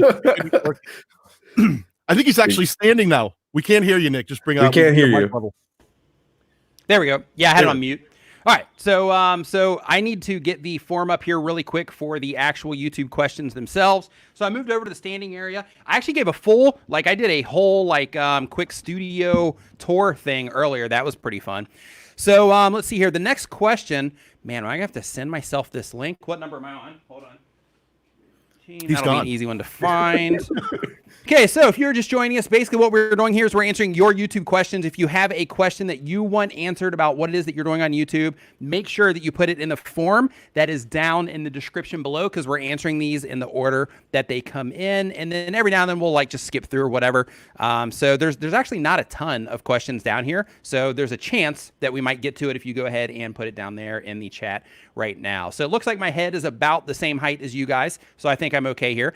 The next question that we have on the list is from Epic. And Epic says they upload daily content. It's also a gaming channel, Minecraft specifically. And with the... Really, guys? Really? but with Minecraft. But basically, they say that they upload videos on YouTube because I was bored during the quarantine. And the question is, how do I get subs fast? I have 4.5 thousand views and 35 subs. I didn't do sub for subs. Tell me how to get a lot of views or how to get a lot of subscribers fast. So I'm going to guess they haven't watched any of the content before. They haven't been in any of the live streams before, because we talk about this a lot. So when it comes to getting subscribers fast on YouTube, it's not like there's not a button that you can press that just all of a sudden makes everything work. When it comes to YouTube, it's a process that you go through, and that process is usually more dependent on skill development than it is anything else. And what I mean by that is, like, if you just come onto YouTube and you've never made like a thumbnail image before, or you've never edited a video before, you've never looked at a camera and talked to it outside of Skyping with your friends before or doing FaceTime, then in that situation, you've got a lot of hurdles that you have to jump over in order to get like a really good, understanding of those particular things. And that doesn't even include learning how to write titles. That doesn't include learning how to put videos together in a way that people respond to. Like, it doesn't, reading your stats, any of that stuff. Like, if you want to grow on YouTube, typically it comes down to noticing, you know what, this is the area that I need some growth in. It's not that I'm trying to grow my channel per se. I mean, you are, but it's more that, hey, I have this area that I need to grow in, these specific handful of things that I need to grow in and I need to get better at in order to facilitate my channel growing on YouTube, right? What are your thoughts on that, guys? Well, my 2 cents is there's usually a couple ways to grow channels. Some channels will come out of the gate and really connect and hit some trending topics and explode. But my personal experience is that's more of the exclusion to the rule as opposed to the rule. Most channels have to build their way up. So if you're thinking about how to gain more subscribers and how to get more views, it's that views is the answer. You want to build out your channel, build out your catalog, and the more people begin watching your content, and the more content there is for people to get surfaced to different viewers, the higher probability there is that you'll actually gain subscribers. My path has been a slow trend up. Sometimes it's faster. When I started my channel, I didn't have enough content on there to really gain that traction. But now that I've got, enough videos, well over 100 videos, my channel drives maybe 400 or 500 new subscribers a day. I know Nick is out of control. His is because he's got such a big catalog that he's driving. What did you do? Like over 30,000 subscribers in the last month, right?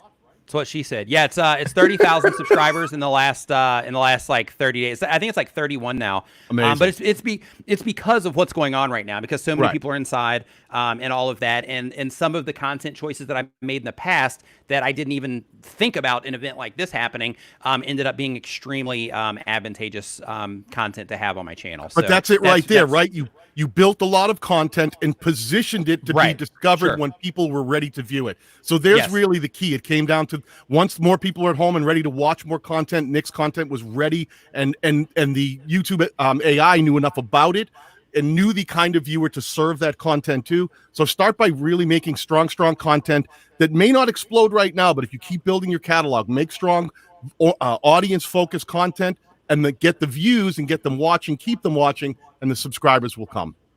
Ladies and gentlemen, Brian G. Johnson. And Brian, I'm like in a different place now, so I can't trigger the audio for the clap. So Brian G. Johnson, everybody. Woo-hoo. Brian G. Johnson is also a YouTube content creator. He's also the author of Tube Ritual Volume 1, help you go from 0 to 5,000 subscribers in a flash. You can get that down in the description as well, by the way. What's up, Brian G? How are you? It's good to see so many cool cats and kittens and poodles too. What's happening? Good to be here. I didn't mention poodles. That's a good book right there. Yeah, that's it. Andrew's got it right there. It's in our studio, or I would show it too. Nobody can go to the studio. Nobody can go anywhere right now. I know. After 10 o'clock, we're not allowed. Like, I literally am not allowed out of the house. I'm like a pet. Okay, wow. So our next question comes from Damian Mall. Damian Mall says they've been on YouTube for less than a year, and the channel is personal development. And with their personal development channel, they want to help as many people as possible. Cool goal. And the question is, can I have 2 different niches on my channel? Yeah, but they still have to be the right fit for a certain type of audience. So I'll let anybody on the screen right now, I'll let anybody actually take this one, because that concept is something that we're all extremely familiar with. Brian G. Johnson, take it away.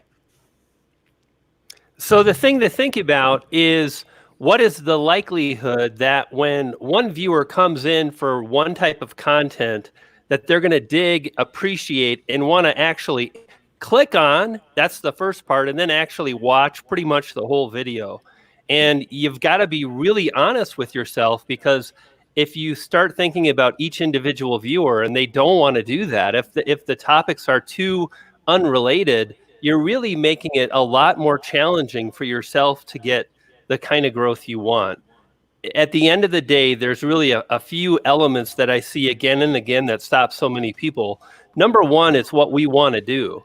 Like, we gotta own that. We gotta we gotta step back, look at the situation and say, is this for me or is this for the audience? And most of the time, especially when we get started, I think it's a little bit more about us. But over time, we get to, at least I see this with a lot of creators, where it's like, now it's time to grow. I really have to dial this in. I had my fun. And in the beginning, it's great just to literally publish any video is a good thing. But if you really get detached from what a single YouTube audience is, and here's the thing, it's not your audience. Again, this is a way I think people manipulate this. You've got to think about one niche and the audience that is consuming content in that one niche, and then you have to serve that particular audience. And a lot of people are like, well, my audience, thinking it's anything I do, and that's really not the way to think about it. I actually say now YouTube audience, and first you identify who the audience is, what kind of content they're consuming, then you find channels. In fact, this is what I would recommend you do. Then you find channels that are serving that audience well, and you look for the commonalities. And when you do that, you start really shaping the steps you'll take in the future in a way that's based on something that's already been proven. The fact is, it's really challenging to grow on YouTube. Most people don't. The more you can serve the audience, be unselfish, and just really strive to do that, the easier your growth will be. And still, it's not like YouTube growth. It's hard. It takes a lot of sacrifice, a lot of commitment, and a lot of focus, and all those things are hard. So that's what I know about that. All right. Next question that we have is from Oakley Auto Detailing. And Oakley Auto Detailing has been on YouTube for less than 6 months. It's an auto detailing channel. My goal is to target 1,000 subscribers. And the question is, where can I find freelancers for channel banner art, in-screen templates? Thank you. So when it comes to channel banner art and in-screen templates, you can use someplace like Fiverr. That's probably going to be the easiest for you. If you're a Reddit user, you can use a website called, or not a website, but a subreddit called Slave Labor. They do stuff really cheap there, but you sometimes get what you pay for. There's another one. No, seriously, like, it's called Slave Labor. Horrible. And then there's another one called For Hire as well, to where you can actually, kind of post in there. There'll be people saying, hey, I, looking to design stuff. Some of the YouTube forums also, people like our YouTubers and our new tubers, they will actually have people in there that are wanting to just help content creators. So they'll, design stuff for them there too as well. So you can use places like that. Technically, somebody might suggest that you use like Upwork or something like that, but that's way overkill for what it is that you're trying to do. You can also get pre-built assets as well through some place like Placeit. With Placeit, you can go there. I've got a link to them in the description, I think, but you can go there and they have like templates that you can work off of to where you can do it yourself. You can also use something like canva.com, where they also have templates you can work off of. tubertools.com, my website. We also have like PSDs there you can download and modify yourself. So there's a lot of options out there for you. Hopefully one of those did the trick. Do you guys know any other resources? I think you covered it. Nailed it. Okay, yeah, Coding with Blackborn says Fiverr, but yeah, that was the first one that I mentioned on the list, Fiverr, where you go, you just pay like $5. You're like, hey, here's a Fiverr, do my stuff. All right, next up on the list is from Astro Melly 2 times. And the question is, I do gaming PlayStation fixes, stream and game exploits and glitches. Goal of the channels, I enjoy doing it. First, It was just a hobby, but I'm looking forward to it being more than that, which is cool. And the question is, I would like to know, how can I get more people to subscribe and be active? 95% of my watch time, their viewers are not subscribed. Thanks a lot. Hope you enjoy your day. Daniel Patel, go. Okay, right at me. Quick note here. I heard in the chat that Brian's mic is echoing a bit, but the rest of ours aren't. Brian, can you just bring your gain down just a tiny bit? I think it's just the volume coming in. Trying to get more people to convert. We talk about conversion. That's an interesting thing. First of all, I want to make sure that you understand that the goal of your channel is not to have a majority of people watching your videos be subscribed. If you get to the point where you have a majority of the people watching your videos are subscribed, that means your content is not reaching the people who don't know who you are, who haven't seen your content before, and your channel is less likely to grow at a substantial pace. We've talked about this before. Somewhat, there's general rules. It depends on the niche, but like an 80-20 mix, maybe 20% subscribers watching your content, give or take, and up to about 80% not, seems to be somewhere in the ball field of a sweet spot.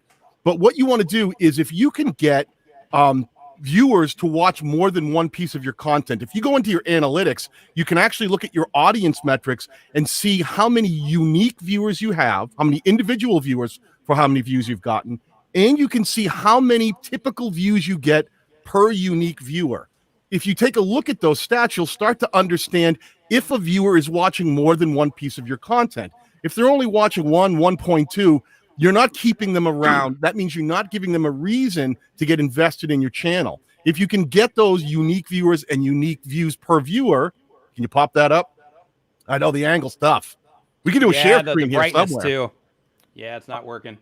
But what you can do is if you can get people to watch 2-3 videos, they're far more likely to convert and become invested and click that subscribe button. So pay attention to how many videos or views you're getting per unique viewer, and try to think about the way you create your catalog so that one piece of content lends itself to watching another piece of content on your channel. I literally just put out a podcast episode about this. Like, it literally published like just a little bit before the live stream. So definitely, if you listen to my podcast, go listen to that as well. I got a link to that in the description. I'm like promoting all kinds of stuff. But I got a link to that in the description. But I talk about that whole concept in depth. Okay, next question that we have is from the Unconfirmed Sessions. Thanks for the super chat. Says, I'm about to set up all of my equipment. So what's the best way to do a test run to make sure everything works correctly? Thank you for all your guys' help. So if you're talking about live streaming, you can live stream unlisted. If you live stream unlisted, then nobody's going to see it. You can technically even live stream private if you want, and then that will be how you can test to make sure everything's working. Make sure, as a security measure, make sure that you don't have any TVs playing in the background, no music playing in the background, because in your mind, you're like, oh, nobody's, this isn't public. Make sure nothing is playing in the background and you're just going live in the environment. Pretend that you're actually live on YouTube if you're going live. In terms of the video content, if you're wanting to do a test run on the video content, just start making content. Like, that's the only way around that particular thing. But if it's for live streaming, then in that situation, you definitely want to test as unlisted. One step says keep live streams on channel or take them down. Everybody's thoughts on this. We'll just go around the clock here. I'll let, let's see here. Daniel, you just did that one. So Andrew can. So it really depends like what your live stream purpose is, right? Like if it's just a community building stream and the only value is being there live, maybe that's a video that you can unlist and take down. But if you do a video where the purpose is you want to get a really good replay for after the fact, then leave it up because you've designed the stream. It's similar to how you do videos, right? What is the intention behind the piece of content you're making? So if you just made it as a fun hangout, then that maybe can't live as long as something that there was more intentionality. Like this is a great example of not only a community stream, but there's so much information that it can be shared later. And Nick could even clip a lot of what we say so that he can share that micro bits of information later. So it really depends the value of the stream you're delivering. Brian G. Johnson. I think one of the things to think about before you get to this question, like, hey, what do I do with my live streams, is again, identify what you want, the growth, and so on. Like, are you after audience? Do you want to build a business? Focus on that, and then try to identify how other channels have done it before you. And very often you'll see that a lot of channels, like say in the YouTube growth niche, we grow based on videos we publish. I heard Daniel talking about this. as I was eating my breakfast. Like the very best way to connect with an audience is to focus on creating one video. You have a much, much better chance of driving great results with a video. So start there. And if you want to live stream, do it and then just see your results. But typically what you'll find is oftentimes if you're in a sector or a niche where the growth happens typically based on videos, then oftentimes a lot of viewers will unsubscribe when you go live on your YouTube channel. In fact, Nick, what happens for you in terms of growing or not growing with your live streams? I take a decline. Every live stream, I take a decline. So there you go. So Nick actually loses subscribers, and I've seen that too.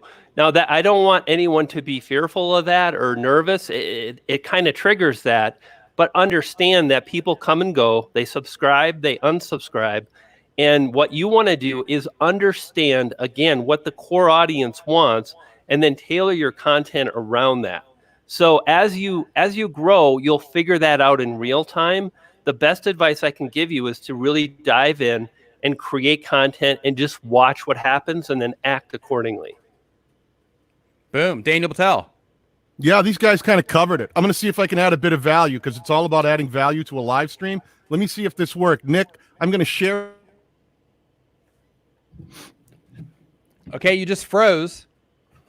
God, it was so powerful that the internet.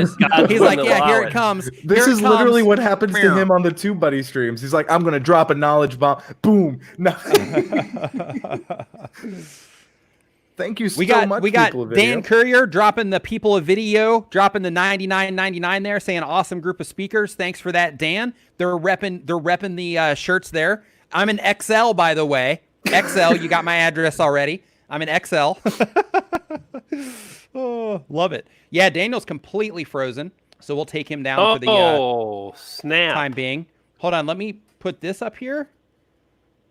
Nope. So I just tried to add his screen also, and that's not working either. So I'll just look for movement. Okay, yeah, he's completely down. Okay, next question on the list, and then we'll let him come back and drop that value bomb as soon as he comes in. And just as a heads up, for people of video that just dropped that super chat, just a heads up, I've got a link to them down in the description below. It's a conference where I think everybody on the screen, it's a virtual conference now. It was going to be an in-person, but because of what's going on in the world, obviously we, we're all not able to participate actually in person. But everybody on the screen right now has, and Daniel, I think as well, has made a presentation there sharing all kinds of just excellent information, dropping all kinds of knowledge bombs on basically how to grow YouTube channels, how to monetize YouTube channels, how to do all the stuff that everybody wants to do. But you can access all of that through the link in the description, or just go to peopleofvideo.com, either or. All right, Daniel, you ready to rock and roll with that screen share? Yeah, and for some reason, when I tried to share the screen, it didn't want to, StreamYard's closed down and didn't want to do it. But I'll see if I can set it up for another one. I was just trying to show the ability to find the unique viewers. But I don't want to slow your stream down. Okay, no problem at all. So next up on our list, we've got Toxic Storm. Says they upload daily. They do gaming content. The goal of the channel is to get monetized. The question says that I've implemented all of your methods and I'm still not growing. Could you help me? So how many times, for everybody on the screen here, how many times have you heard that I'm implementing the stuff that you're talking about, but it's not working? Oh, I've heard that a million times. Okay, when you hear that and you look at the channel, what do you typically find? When I go to a channel and someone says, I've tried everything you've said, I've done all the tips, and I'm still not growing, I go to these channels and immediately it's like, what stream were you listening to and what tips were you taking? Because all I see is everything missing, like you listened to nothing. So, and I don't mean that as an insult, because I want everyone out there to be able to grow their channels. I want everybody out there to find success on YouTube. I want every one of you to meet every goal that you set for yourself. But typically what happens is people think they're doing the right things, but they move so fast, they don't take the time to actually take the tips and employ them onto their channel. So really be your own best auditor of what you're doing and what you're not doing. Don't just say, I'm doing everything you said and it's not working. Because I find 99.9% of the time when I go to a channel, I'm like, it's like you heard nothing. I see one thing employed that they might have heard one tip, and then everything else is sort of all over the place. And another thing with that too is, you know, sometimes it might seem that way because, like, let's say you're just getting started with your YouTube channel and you're not even 100% familiar with the terminology yet. You haven't had enough videos yet to really understand what it is that we're talking about when we're talking about specific data that you need to be looking at and that sort of thing. So sometimes it might seem like you're doing all of the things, but like if like a year from now or 6 months from now, or maybe even a month from now, you're going to be able to identify, you're like, oh, I haven't been doing that, and I haven't been doing that, and I haven't been doing that, and I haven't been doing that, and oh wow, I didn't do that either, because you just haven't gotten there yet in terms of just being able to have the information to work with or to be able to see, some of the things that we talk about. Like, for example, when we talk about writing a good title, you might think, well, I do have a good title. But then if you break it down, you're like, okay, well, what are you targeting with that title? Who are you targeting with that title? Do you have compelling elements in your title and that sort of thing? Then, then it starts breaking apart the idea of if your title is good or not. So, just little details like that really make a big difference on what's going on in your channel. Anybody have any additional thoughts? Yeah, you guys hear me okay? Yep. So one of the comments I see a lot, in fact, I just put this in a video, is, I tried that. That's part of it. And then again, another one is, does this work? And I feel like this is a really, really dangerous kind of mentality, whether you're like, I tried that, it doesn't work, or does this work? Because sometimes on the internet, you see tips and hacks like how to create a tasty grilled cheese sandwich. And it's like, make sure you don't set the grilled cheese on a plate because then it steams, or how to get a stain out of jeans or something. And you pour a little bleach and you're good. But what we're talking about is skill-based. It's like, imagine if you had to create a painting and someone handed you all these paintbrushes and paints and a canvas and said, okay, go create a Picasso. Like, how would your painting look? And if you expect to be able to create a beautiful painting and you're just painting for the first time, or you've been painting for several days, you're really putting yourself in a position where it's going to be hard to achieve the level of skill needed to create something that people dig. And instead, when you think of the tips, like Nick says, titles, it's not a tip, it's a skill. Like it really takes time. Like I do this all the time. Like me and Daniel and Nick and Andrew, we all share ideas constantly. We're like, this is what I'm working on. This is what I tried. This didn't work. Plenty of time. We fail most of the time. Most of our videos don't perform that well. But then on the 10th one, it's like, bam, I connected. It worked. Why? Why did it work? So when you think of things as skills and you keep stepping up to the plate, you're going to be more likely to make it work. Yeah, let me add one more thing on top of what Brian said. Absolutely. Remember that we're not all coming from the same place. The growth on YouTube is exponential and cumulative.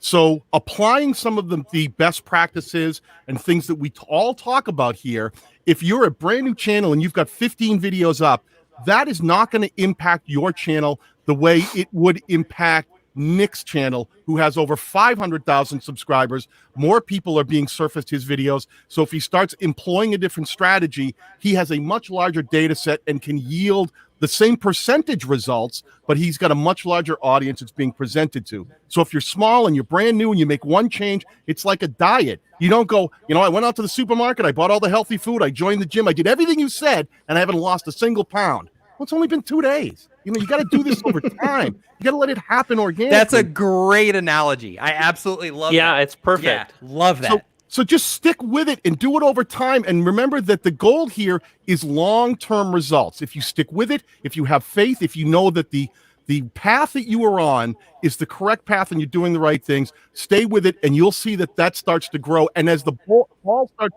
rolling downhill, you'll see that it grows not in a very straight line. It'll be exponential. So you'll start seeing double, triple the kind of results that you get over time if you just stick to the path. Beautiful. Good stuff, Absolutely Daniel. Yeah, good stuff. I love that analogy too. So good on the diet thing, because like that applies so hard, just because it's the same idea, in terms of just like a few videos and like expecting all this stuff from just a few videos instead of like committing. It's like if you look at all of our channels, we've all got a lot of videos on our channels, and that's that's part of why it is that we have the results that we do, because we just have a lot of content out there. Media Moogle The question is, they do indie gaming. That's the type of channel they've been on YouTube for less than a year. The goal of the channel is exposing a new audience to unrecognized games. And the question is, we have just passed 500 subscribers, 5 in fist bump. And our small indie gaming channel, does the rate of subscribers increase at a faster rate past 500 without the need for constant link sharing? Andrew Can. So when you're doing indie gaming, one thing you need to think about is like who the audience you are trying to reach is, right? And a lot of time indie gaming isn't as well known as, let's say, AAA. So the content within itself is a little more specific, right? So one thing you need to think about, it's not so much the link sharing. Yes, it helps when you're promoting your content, but just because you're sharing links doesn't mean, like if I share Daniel a link to a video, it doesn't mean, all right, now I'm going to get 500 subscribers. I shared it to just Daniel. That's going to work. That's not how it works. So one thing you should think of is like, what content can I create to bring people that are interested in indie games, but they may not know it yet? Like a lot of popular games started off more indie based and then blew up. A great example is like Firewatch. There's a lot of different games out there. So maybe you take a look at a game that became very successful and you maybe talk about its indie roots, and that leads you naturally to tell people, because it's kind of like we've all been saying, you need a catalog of content. You need a lot of videos on the channel. So if you can bring people in with something they're interested in, explain its history, and then show them other things similar to that, that's more powerful than just being like, here's a link, please watch this. Oh, by the way, let's get those views coming in. Yeah. And with that too, really quick, another thing that I want to mention is because, you know, like, do they happen at a faster rate? The thing that typically happens on YouTube is like you first start out and like you start going through the process of developing those skills that we were talking about, getting a deeper understanding of the platform as time goes, like Daniel was talking about. And like as you're going through this process, like you are basically putting out more content, which is giving you more data to work with, which then helps drive your content decisions, which then helps you make better content for the people that YouTube is showing your content to, which ultimately helps your channel do better. And that's like that. Being able to connect with that audience in a better way makes your channel grow faster. And also, like I think it was Brian was talking about, with the amount of content that you're putting out there, like that's another thing that helps drive it, because like people think of, okay, if after you cross 100 subscribers, it gets easier. After you cross 500 or 1,000 subscribers, it gets easier.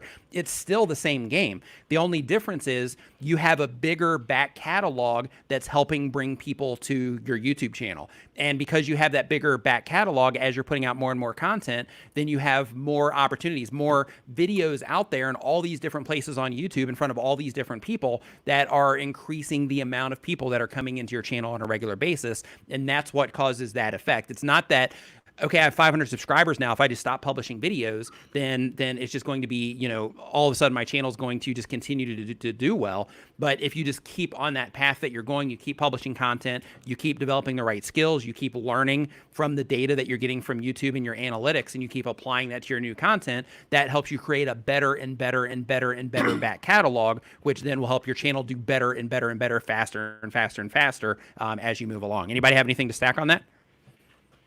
Yeah, let me take a stab at this. So the thing I kind of want to share and piggyback off what you just said, Nick, the thing that really drives growth is great videos. Basically 5 to 10% of most big YouTube creators, 5 to 10% of the videos they publish will do exceptionally well. And it's our job as creators to try to publish one of those videos. So when we talk about, you know, having a back catalog, the power, every time I say that, I think Star Wars, like where's Roberto? The power. The power really comes in, you learn, as Nick said, you have an ability to publish something that the audience really, really connects with. And then one video will do exceptionally well week after week, month after month. Daniel, when you started, you published a video about Filmora, and I think you used your phone. And that video, how many views does that video have now? How big was your channel, Daniel, when you published that video? And how many views does that video have today? And how many views does the video drive each day? I've lost some of the stats, but I published that very early. I probably only had 15 or 20 videos up when I made that one. It was very early on. It may have been maybe less. So it was under 20 videos. I had made that strong video. It took 3 months before it even started bubbling up to the surface, and it got up to about 700 or 800 views a day it was driving, and it did that consistently for a year.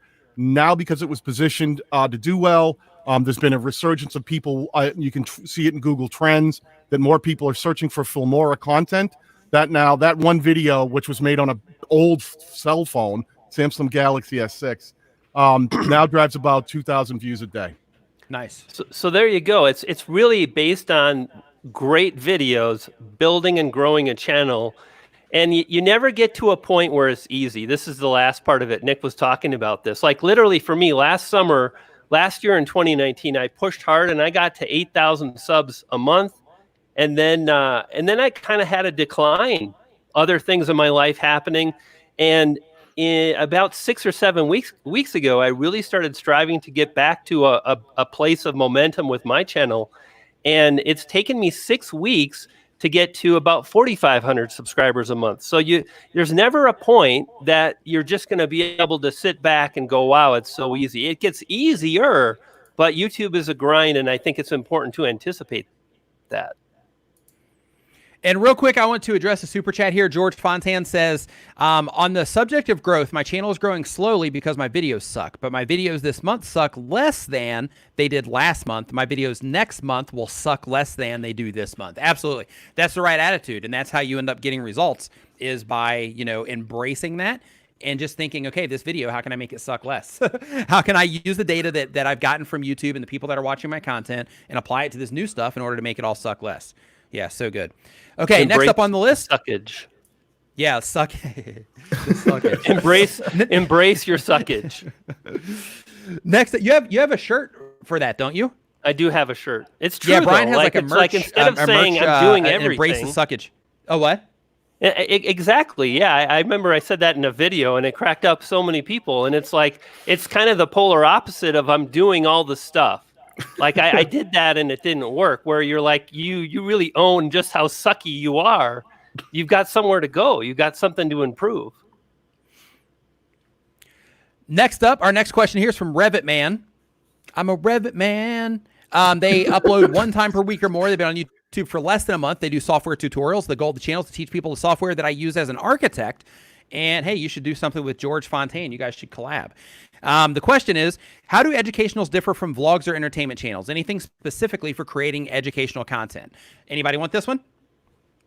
I'll take a stab at it. First of all, right. When someone tells me they have a vlog channel, a shiver goes up my spine. You have to understand that vlogging is not a niche. It's a style. It's a style of filming. So when people talk about vlogging, I know that in the past, people would just start up their cameras and start filming their day. And there was some interest in that. But nowadays on YouTube, if you're coming out saying, I have a vlogging channel, I've made this comparison a million times. It's like me walking up to a musician and going, oh, you play music? That's cool. What kind of music do you play? And them saying, live. I play live music. It doesn't mean anything. You have to have a niche. You have to have an area in which you exist. So just to be clear, vlogging, that's just a style of filming. If you make a vlog, make sure it's about something. Make sure it provides some kind of value to people.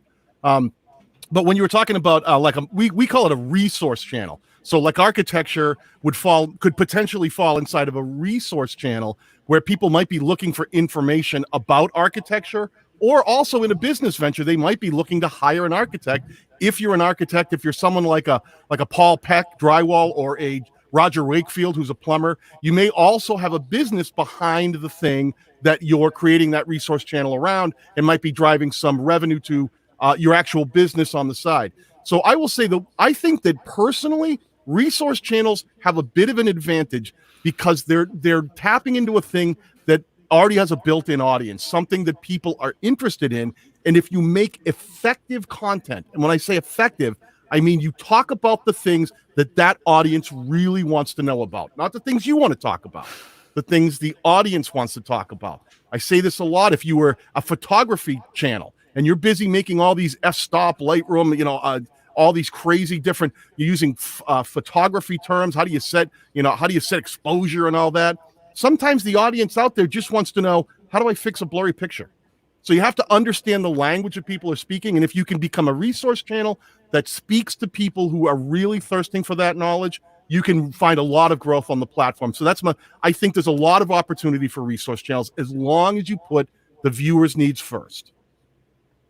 Boom. So let me TubeBuddy in the piggy- house. I don't know if that was you, Andrew, commenting as TubeBuddy. Oh, it was. Okay. Yeah, I was gonna say TubeBuddy in the house, but it was Andrew coming in as a second channel there. So another question that we have here as a super chat is from Super Duper OG. Says, it's good to suck. I've made so many sucky videos that I learned not to go back to them. The ones that work stay on my channel based on analytics. Yeah, it's good. Right? That's what I'm Learn, move talking forward. about. Learn, move forward. So, Nick, I want to piggyback off that previous question about being a resource channel and entertainment and whatnot. I love what Daniel shared because it's a far easier way to grow when you identify a topic that people are interested in and you really go deep. But here's the truth. And Nick, you and me have talked about this a lot. Entertainment is huge. And the fact of the matter is right now, let's say you want to learn about building a website for your business, for your gaming channel, whatever, and you're going to use WordPress. You can go and you can find literally probably 100 different YouTubers that are publishing videos about WordPress. But you've got to ensure that you have the ability to hold people's attention, that you have the ability to educate and entertain, because there always will be people that do that on a higher level. It's like I always think back to high school or college. There's always a professor or a teacher that you like more, and usually it's based on their personality. So I think it's really important to understand that the information is key, but the thing that will really get you exponential growth is the ability to entertain, educate, engage people, to create content in a way that other people aren't, which is a little bit tricky. But when you know that and you ask that question, like, how can I create content in a manner that is engaging, then sooner or later you'll start getting answers to that. Hey, D, are you still in Mexico, brother? Hey guys, how's it going? Hey Brian. Ladies and gentlemen, D Nimmin. Again, D, we can't have the applaud sounds because the other station went down, but here's the thing. I'm a little bit like Beetlejuice. I heard embrace your suckage 3 times. Poof, here I come.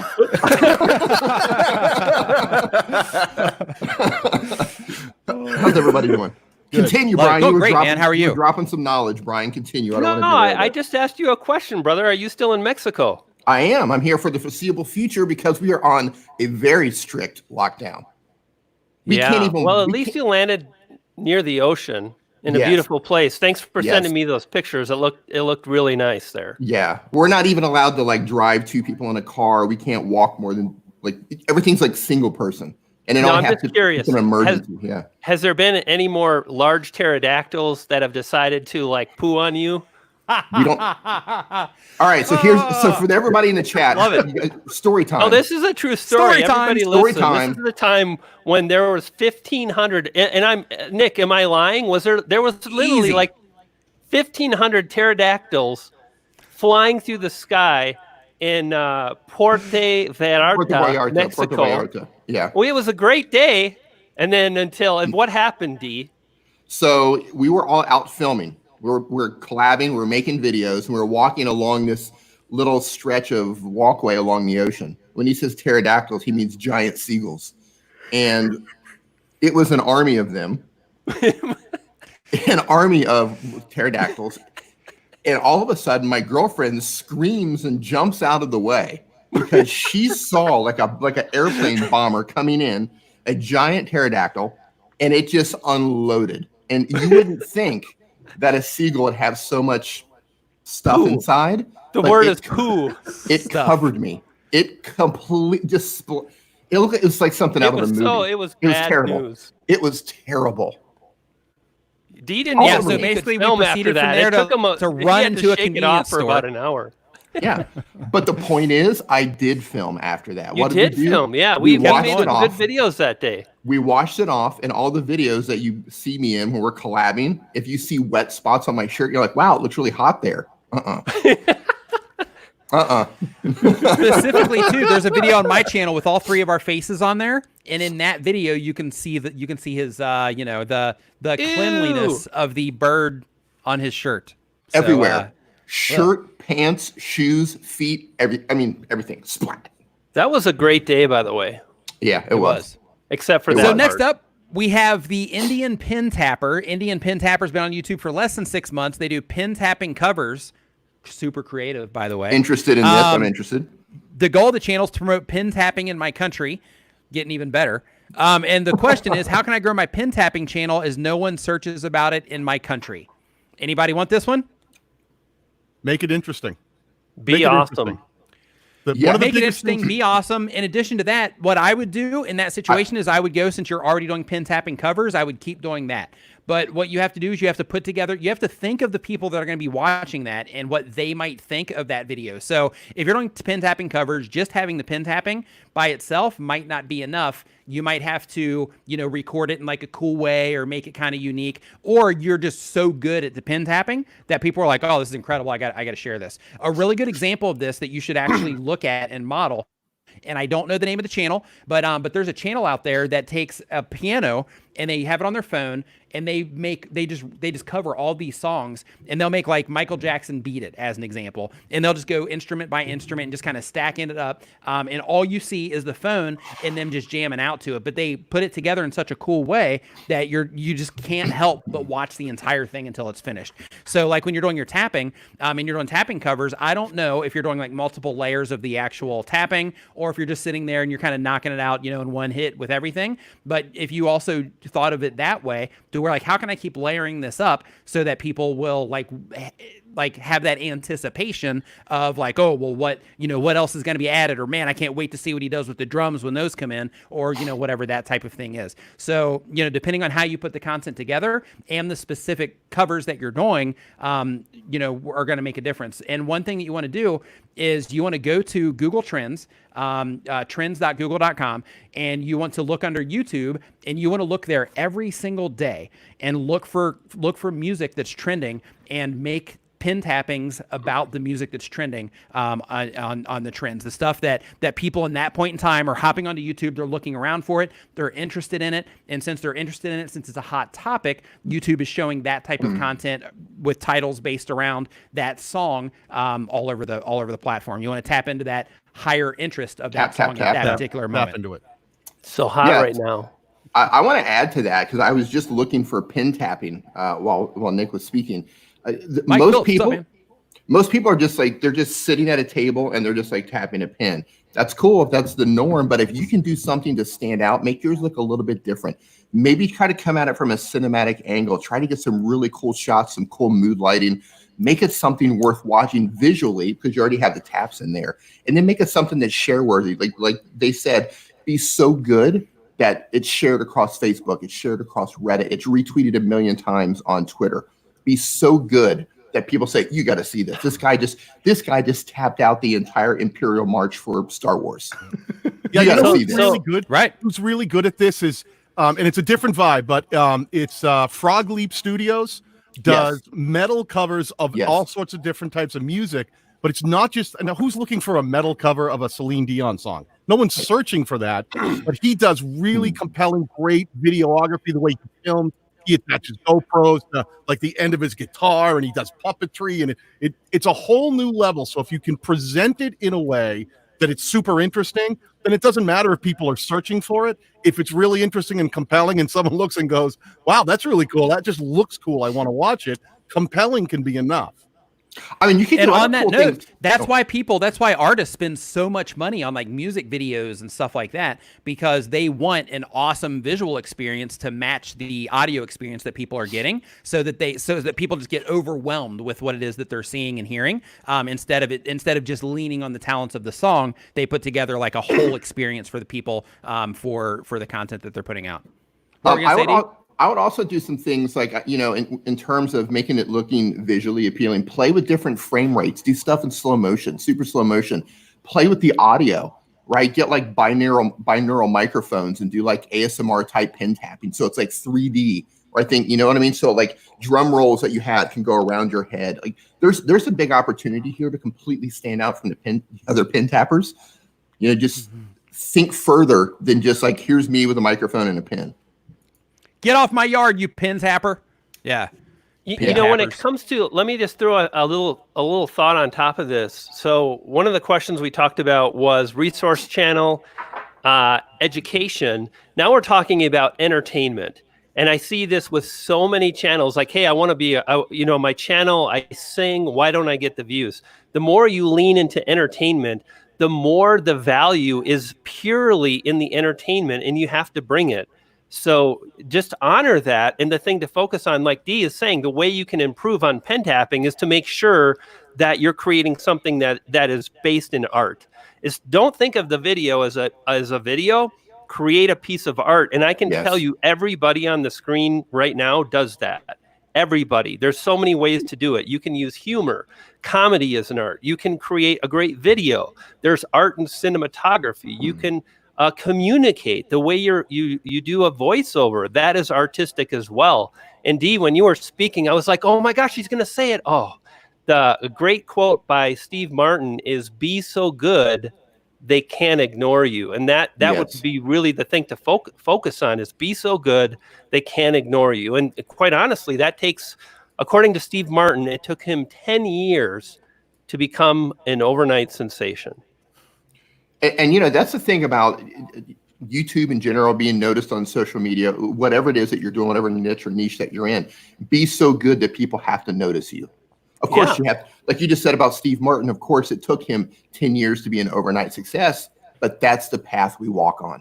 That's the path you're choosing. So just know that it's going to take a while. It's great. Exactly. Like when we decide to be YouTubers, this is the thing I think about this a lot too, Dee, is that when you want to be 1%, which if you want 100,000 subscribers, you are a 1% YouTuber. Actually, you're 0.5%. And that's a lofty goal. That's a big ask, and you got to bring it. You got to, like Nick would say, you got to bring your A game. And so many people are like, well, I did the thing. It's like, you got to really put in the reps and be awesome. You got to compete.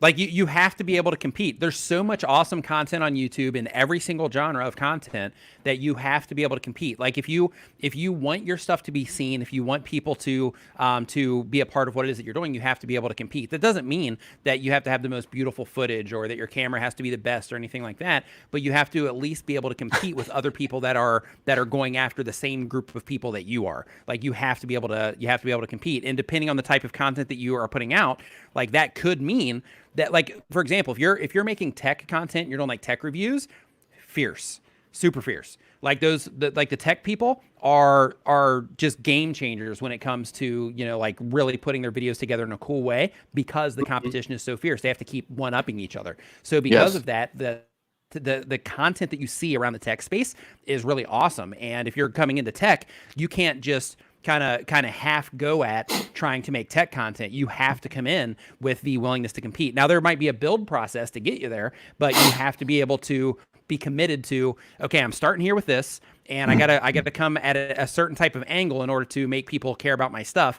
And then as I progress through and I learn how to embrace it more, and I confirm this is something I want to do, then I need to start like investing in equipment and things like that in order to be able to compete at a level with these other people that are also doing this in an awesome way. Something that I like to do is go to your favorite YouTuber's channel. Doesn't matter how big or small they are, but it works even better actually if they're big. Go to the videos tab and sort by oldest video. Thanks, Mike. Sort their videos by oldest video and look at where they started and look at the progression. I mean, you can do that with Brian's channel. You can do that with Nick's channel when Nick used to wear makeup. Right? And you can see the progression of where they started. And I'm not just talking about how they light their set or how they build their set, but in terms of delivery, in terms of the cadence, in terms of how they're focusing their message. You can definitely see the progression on almost every single channel out there. You got to go through the same thing. Every single person on this that's in here right now has gone through it. Every single person in the chat is going to have to go through that. It's part of the process. Fueled by coffee. Embrace it. Mike Phillips, thanks for the super chat, man. We appreciate it. Yeah.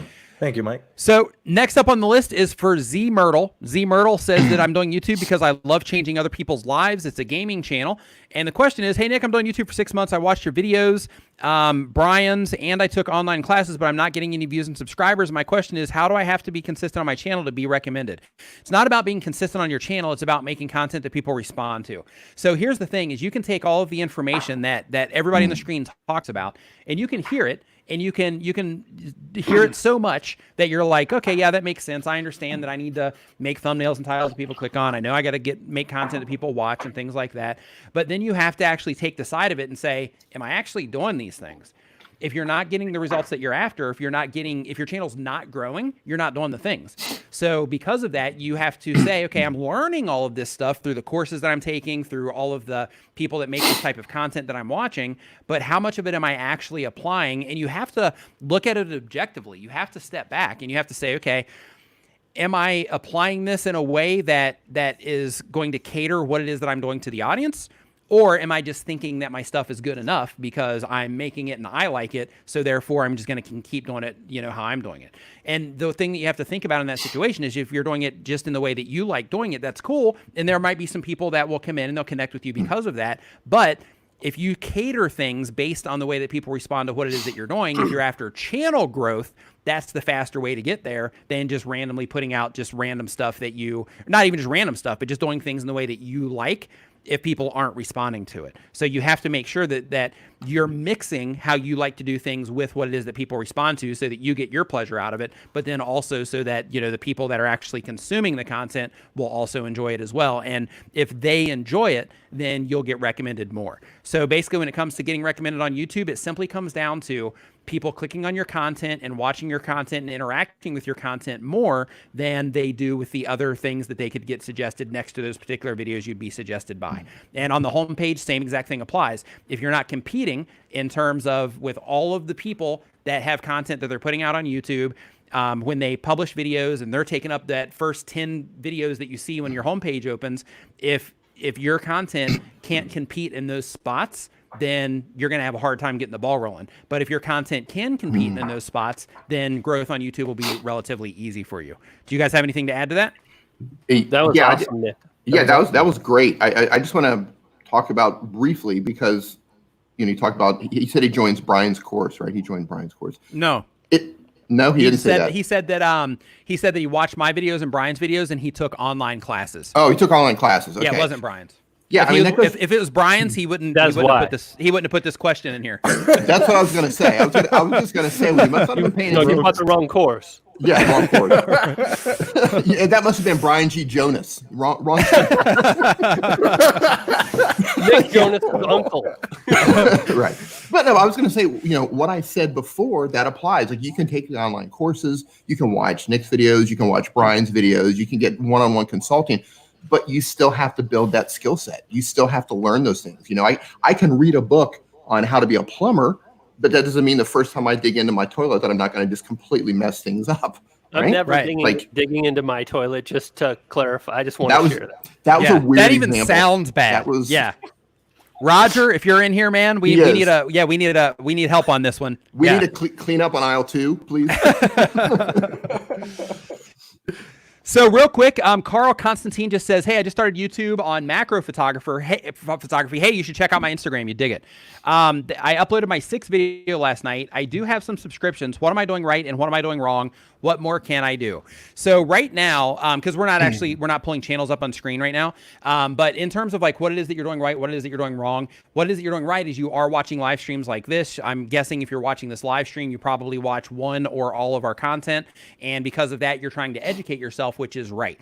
In terms of wrong, 6 videos, you're just getting started. So that's totally fine. You have some subscriptions already, which is what you said here. And that means that you're also getting like a little bit of views.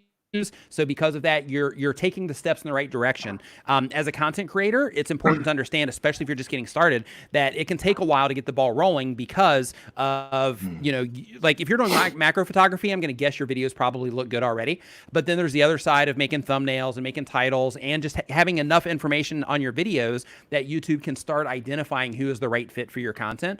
So it can take a little bit of time because of all of that. So it's not necessarily that you're doing anything wrong outside of.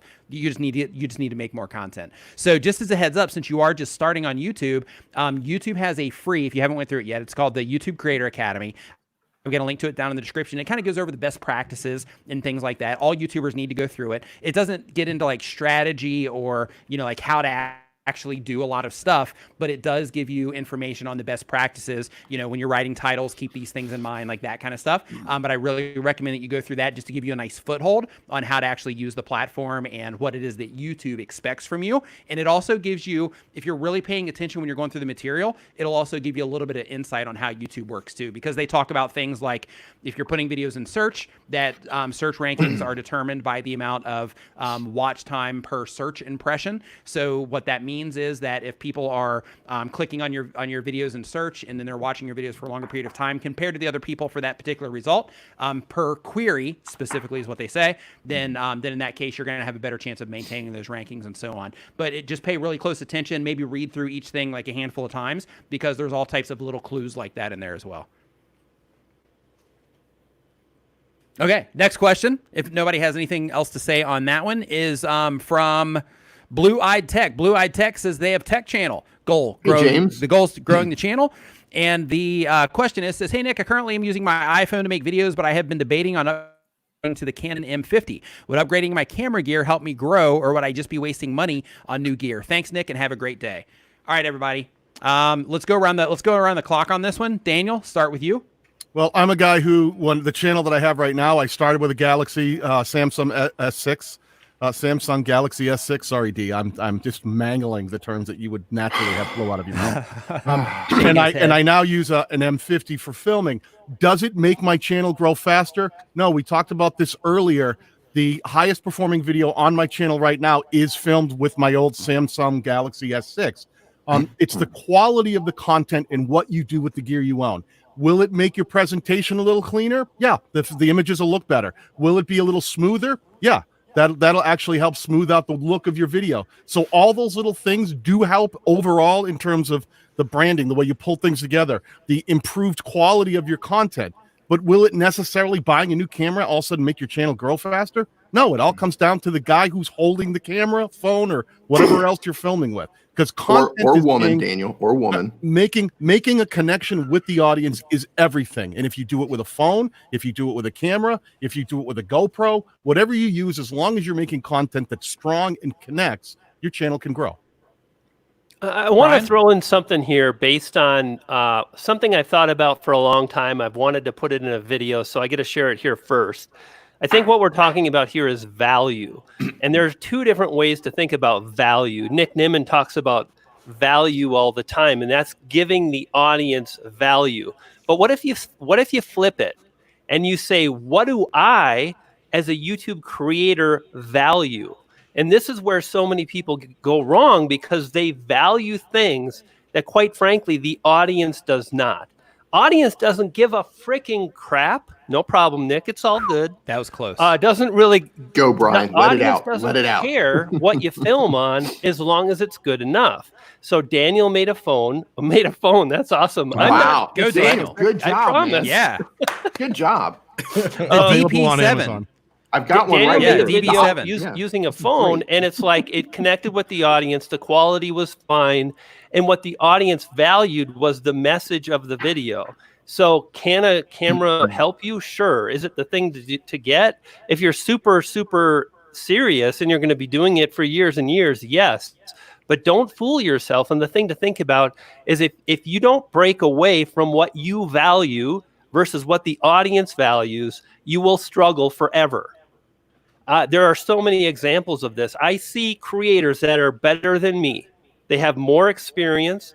They have fancier cameras. They're better editors. And I stomp on them when it comes to monthly subscribers, because I focus on the audience.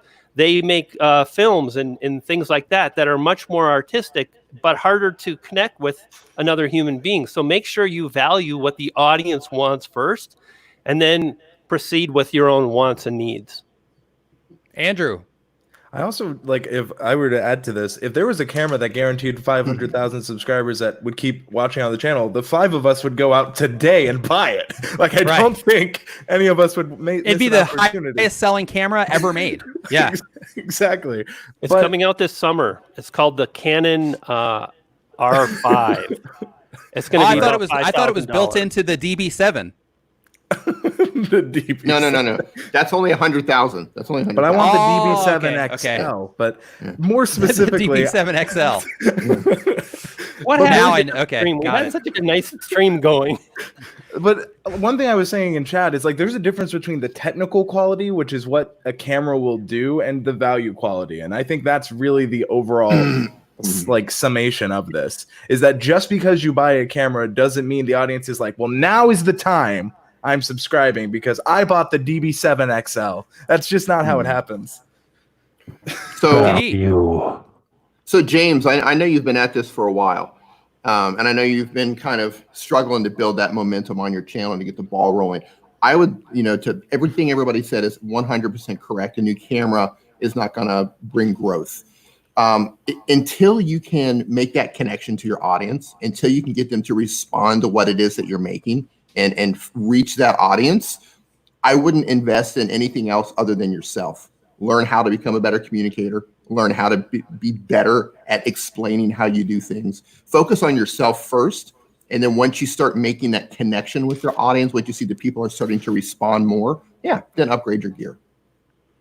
I'm going to go against the grain on this one. And I'm going to say that I'm a big fan of trying to make the experience for the viewers as awesome as you possibly can. And since you do have a tech channel, the rant that I just went on about tech and how you got to come to compete with tech, unless you have some other type of, I don't know if gimmick is the right word, but unless you have another type of approach that makes your content stand out, I think that your quality needs to at least be at a point where it's competitive. I don't know if it is already, but you can do that with the phone. You can do that. You can. Technodad did that. Technodad grew his channel with a phone. He's recently upgraded. And Mr. Beast, also. But what I'm saying though is I'm a big fan of the viewer experience in general. So if you think that you can create a better product with a better camera, I think investing in that is fine. But if you think like, okay, is it going to make a huge difference? And the answer to that is no, then in that case, I wouldn't, because, the camera might give you more confidence to where, if you had that better camera, you might think in a different way, which would then cause you to present your information in a different way or something like that.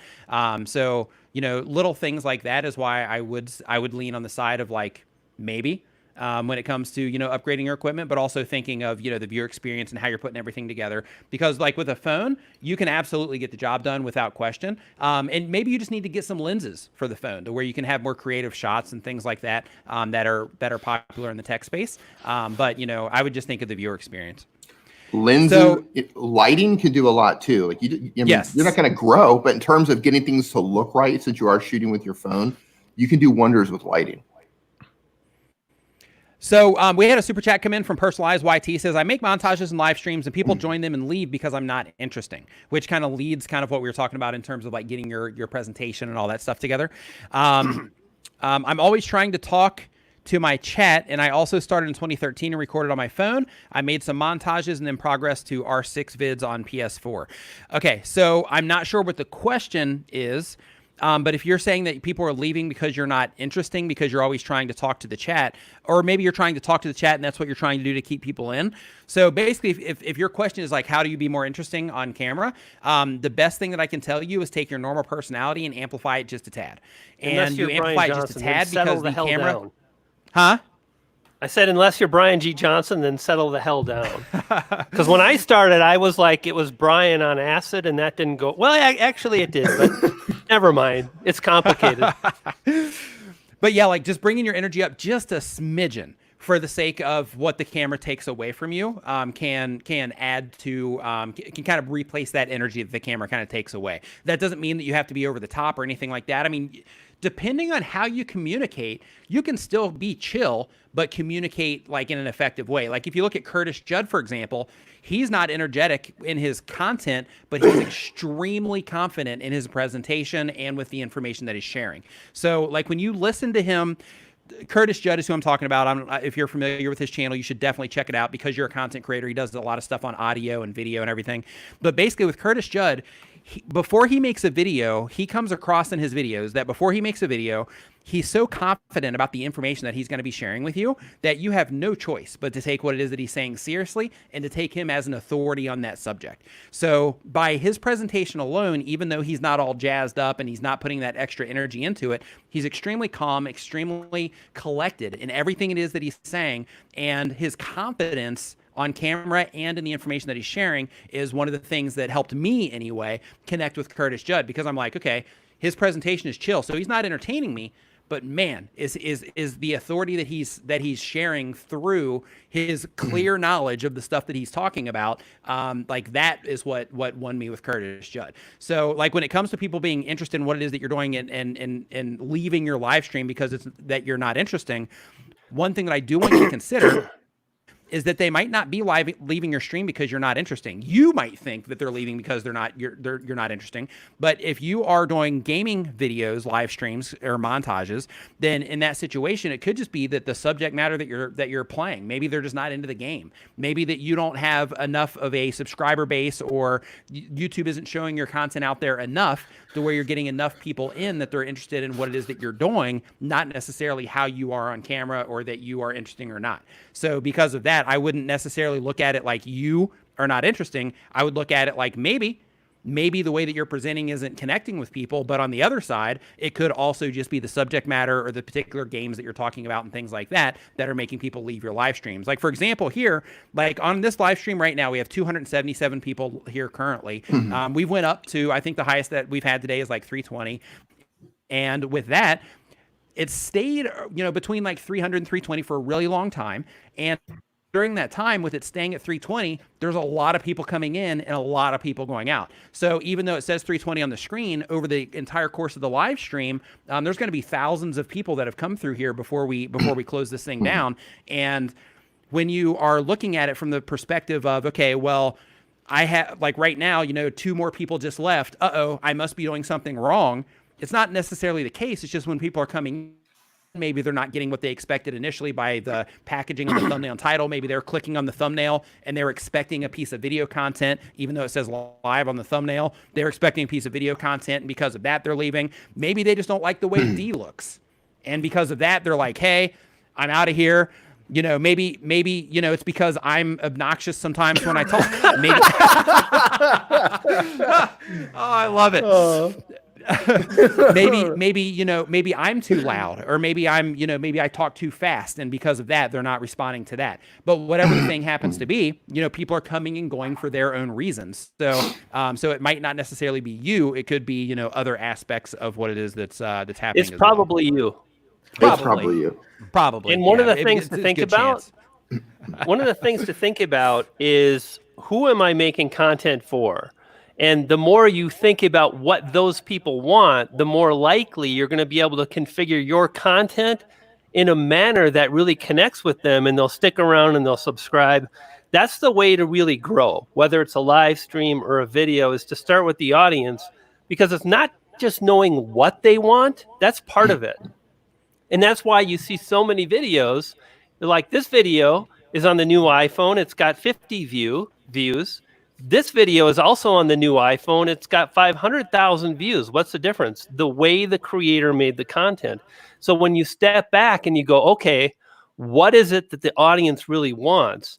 Like, here's the thing. And again, like, if you want to do your thing, do that. When I started, I kind of mentioned I needed to chill out, because oftentimes I have a lot, when I'm around people, I've got a lot of energy. When I'm in front of a camera, I can have a lot of energy. Now, after 3.5 years, I'm chill and tired. So I'm just like, hey, let me tell you about the information. But when I started, I had a lot of kooky ideas, and I did these little skits, and I had a lot of good information. But when I really stopped and I thought about, okay, think about the guy or the gal that is really wanting to grow on YouTube. What is it that they're trying to achieve? And they click on my video, and then they got some guy, hey, how to do your YouTube description in the next 30 seconds. I did like so many crazy skits. I can't even, like, one of them was a late night TV commercial. But wait, there's more. That's right. You'll learn how to do your YouTube description in a new fantastic way. But wait, there's more. And I did that for 30 seconds. And people are like, dude, tell me how to do the description. Like, they wanted to learn about the YouTube description, and I was trying to be a comedy routine. And that is really a disconnect. Now, the truth of the matter is a lot of people liked it because it was fresh, it was different, and they dug that. But when I kind of slowed down and I honored the audience more, that's when my channel started to grow. And the other thing I'll say is that when you start doing that, you can't expect to see results immediately. It takes people time to catch up. It's going to take you some videos under your belt to start really seeing the difference as you improve your delivery based on what the audience wants. The thing to think about is someone asked, it was like Just Ice, I think, a gaming channel. How can I do gaming videos when I'm not on the screen? That's okay. But if you're not doing a voiceover, you're going to make it harder for people to connect with you. So just think about, again, what is it that the audience wants, and then give it to them. So real quick, a super chat I want to address here from Albelo says, do you think high energy streams are helpful, or is it just sub for sub without the exchange? So high energy, it just comes down to the creator. Like some people just have more energy than others. Some people, you know, will go high energy for the sake of a show. But like any type of sub for sub activity is working against you, not for you. So if you're participating in that, I really recommend that you stop because you're actually doing more harm than good by participating in sub for sub activity. I also want to welcome Roger Wakefield is in the chat. What's up, dude? Happy to see you in here. He's been in here for a while. That's why I talked about tech. That's why I had okay, so when we were talking about him before, he was in here too? I was chatting with Roger, and then like toilet just came to mind when I gave my reference. Oh, okay. So he was in here before. Okay, got it. Yeah, I just saw it in the chat because I've had my chat paused for a while here. Yeah, we got Nick, Viper Man about tech in the house. What's up, man? Nice to see you here. David Cole. Hey, Nick, check line real quick. Okay, I will. All right. Okay, so the next question that we have here is from, let's see here. We got Blue Eyed Tech. So one thing I wanted to say is Leo maybe said that they were talking about ones where they'll review someone on stream and they're like, they tell the chat, everyone go subscribe to them. That was the clarification they're talking about. Yeah, so D sent me a message saying, when do I keynote for the People of Video? So basically, I'm keynoting now, I think, at the People of Video.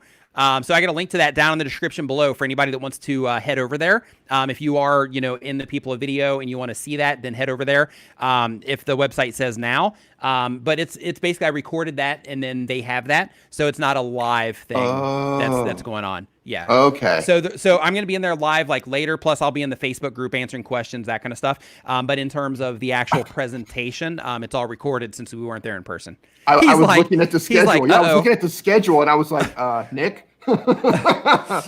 Thanks for looking out. Yeah, that's good. Thank you. So the next question that we have is from Engineer L. And they've been on YouTube for less than a year. They do Minecraft and Roblox gaming. The goal of the channel is to have fun in Minecraft and to grow a community. The question is, how would I specifically get more than the low view and sub count on my channel? Same thing that we've been talking about. You got to get people to click. You got to develop the skills to make good thumbnails, to make content that people want to enjoy. You got to pick the right things that you're making content about. You got to have a content strategy of some kind to where it's like, instead of just doing like, Minecraft, building a house, you have to think about, okay, well, some of the videos I put out, it's going to be like that, fine. But I also need to put out content that people might actually be looking for so that they have the opportunity to actually find my content, which is a big thing that a lot of people overlook when it comes to putting out content, is you have to be strategic. One of the words that Daniel uses a lot is being intentional. And, being intentional about what it is that you're doing on YouTube is really important, because with the content that you're putting out, if you're just randomly putting out content and hoping things will work, then sometimes they do. But it's also a better idea to say, okay, I'm going to be intentional. This piece of content is for this. This piece of content is to serve this goal. This piece of content is to go and search. This one I'm taking a stab at getting, getting traffic from recommendation features. This piece of content here is for the sake of people always subscribe more to this type of content. So I'm going to make sure that I'm putting out this type of content on a regular basis as part of my schedule. This type of content, people typically share more. So I'm going to put that content out to maybe try to get in front of some new people on Twitter, as an example. So you got to, be intentional about the content that you're putting out there. Daniel, do you want to expand on intentionality a little bit? I just add one little thing, is just think in terms of the fact that you're trying to improve your entire creative process, right? Everything you do. I think sometimes people are out there thinking, oh, what's the one thing I'm doing wrong that's stopping me from growing? And if if anything I can give to you is to try to stop thinking in terms of that one thing. This is a process of taking everything we talk about and improving on each aspect incrementally as you grow and become better as a creator. And all of those small things you get better on: the look, your sound, the way you structure your videos, the way you create content, the way you do keyword research, the way you make thumbnails, the way you title your videos. All these things work together.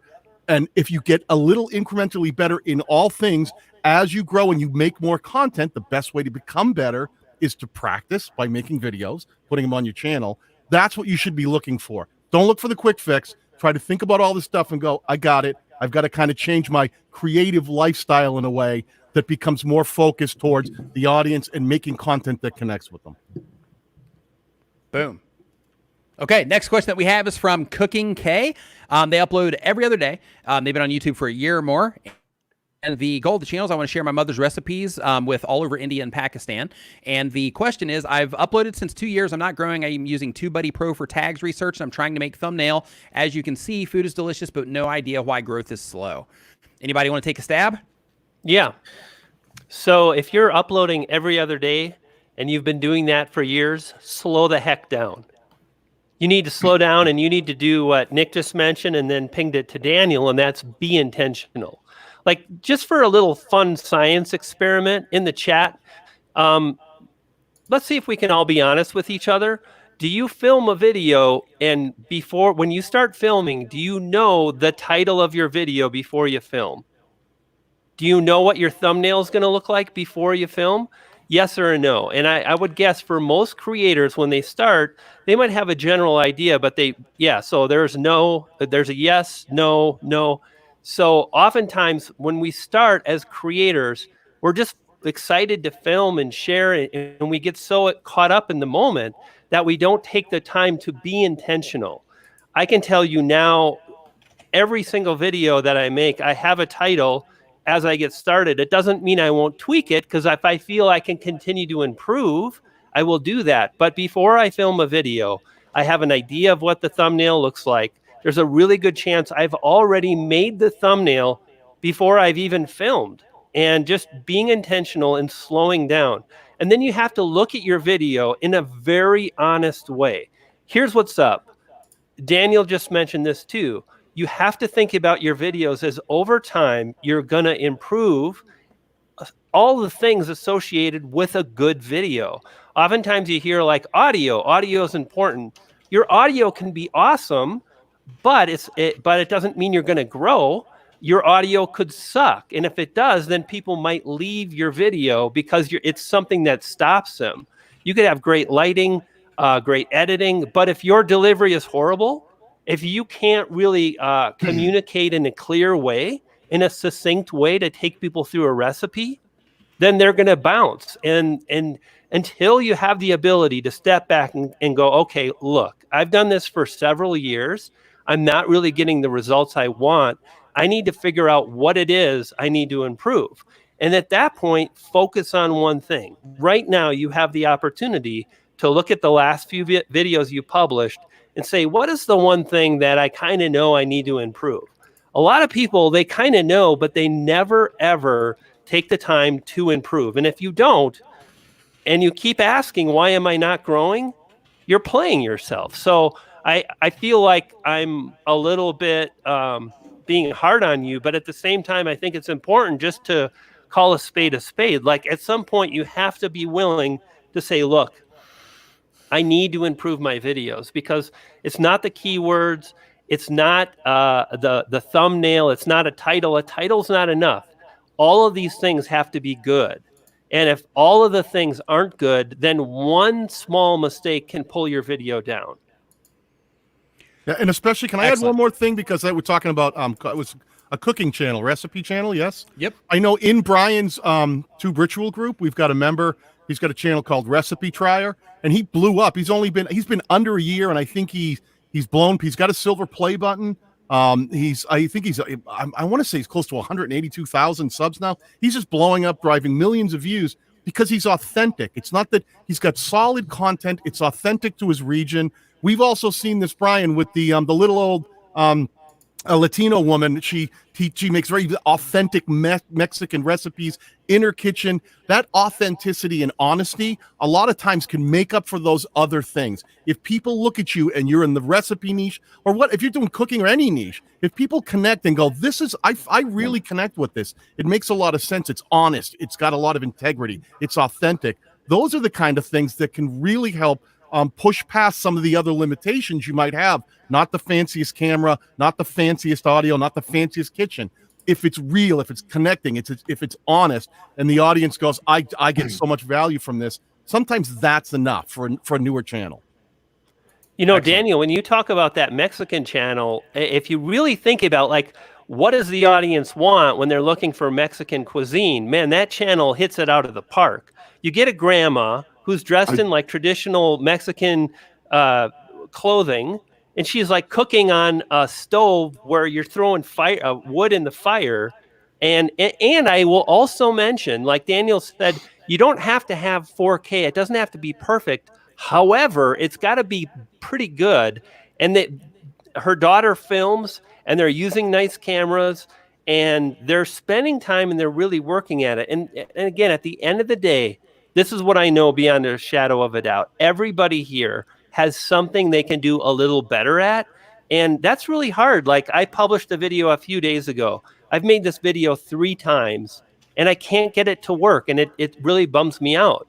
But it's just because it's more based on what I want, which truly is saddening because it's what the audience needs. They really need this video that I published for the 3rd time really is talking about this process.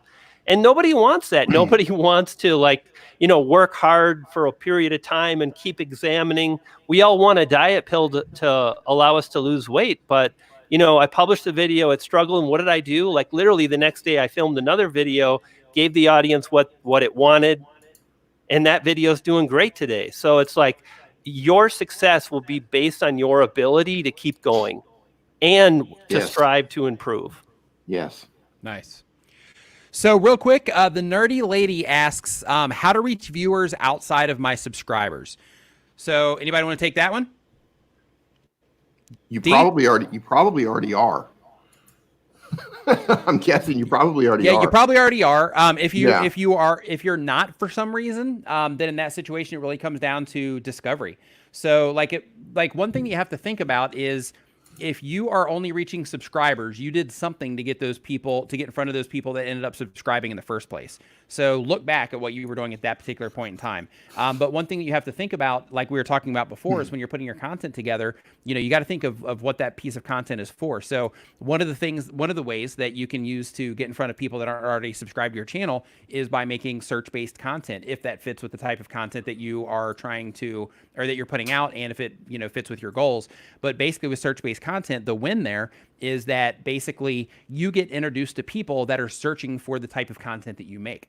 So if you do make content, if you can make thumbnails and titles that people will respond to compared to other things in the search results, and they will watch your video for a fair amount of time as well compared to the other videos there, then in that situation, you can actually solidify yourself in some search positions. So when people go to YouTube and they search for a specific thing, that you're one of the things that come up there as the results, and that can, by itself can introduce you to a lot of new people over time. And if you think of that at scale, and you think, okay, well, if I have one video, sure, I might have some people trickle in, you know, every couple of days or whatever, depending on how much activity is around that term. But if I have 50 videos that are doing that, or 100 videos, or 500 videos that are doing that, then in that situation, you have all of these different things out there that are constantly bringing new people into your channel that are specifically looking, not that they got introduced to on a homepage or something, but they're specifically looking for the type of content that you make. And because of that, then, you know, being able to convert them into subscribers relatively easy, as long as you actually give them what it is that they were actually looking for in the first place. So that's one thing that I would recommend that you try. If you're not getting any love from recommendations and things like that right now, then in that case, I would try to go after search for some of your content at least, if not all of it. Did anybody just notice that Brian shapeshifted into a dog really fast? Did anybody else I did notice just that. Me? I caught it out of the corner of my eye because I was looking here and I was like, what is that? Oh my gosh, Brian's a poodle. I hope he changes it back. I knew he was a wizard, Brian Yeah. Gandalf Johnson. I knew he was a Right. wizard, but I didn't know that he would, I didn't know that he would turn himself into a poodle. Impressive. It is. Yep. That's Brian's got more than one everybody's worried trick about up his growing their sleeve. channels. Try turning yourself into a poodle, right? Right. That's where the real work is at. Right. That's where you really got to figure some stuff out. Okay, next question that we have on the list is from Collector Craving.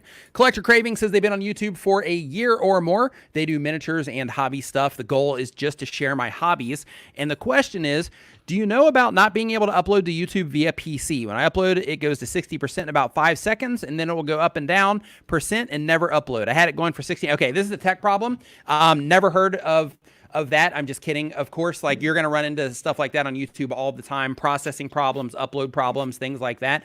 One thing that can be helpful, same thing with your thumbnails. If you do run into those problems, sometimes it's just an error on YouTube side that they'll get fixed. Other times, cleaning your cache, your browser cache can be helpful, especially when it comes to changing thumbnails.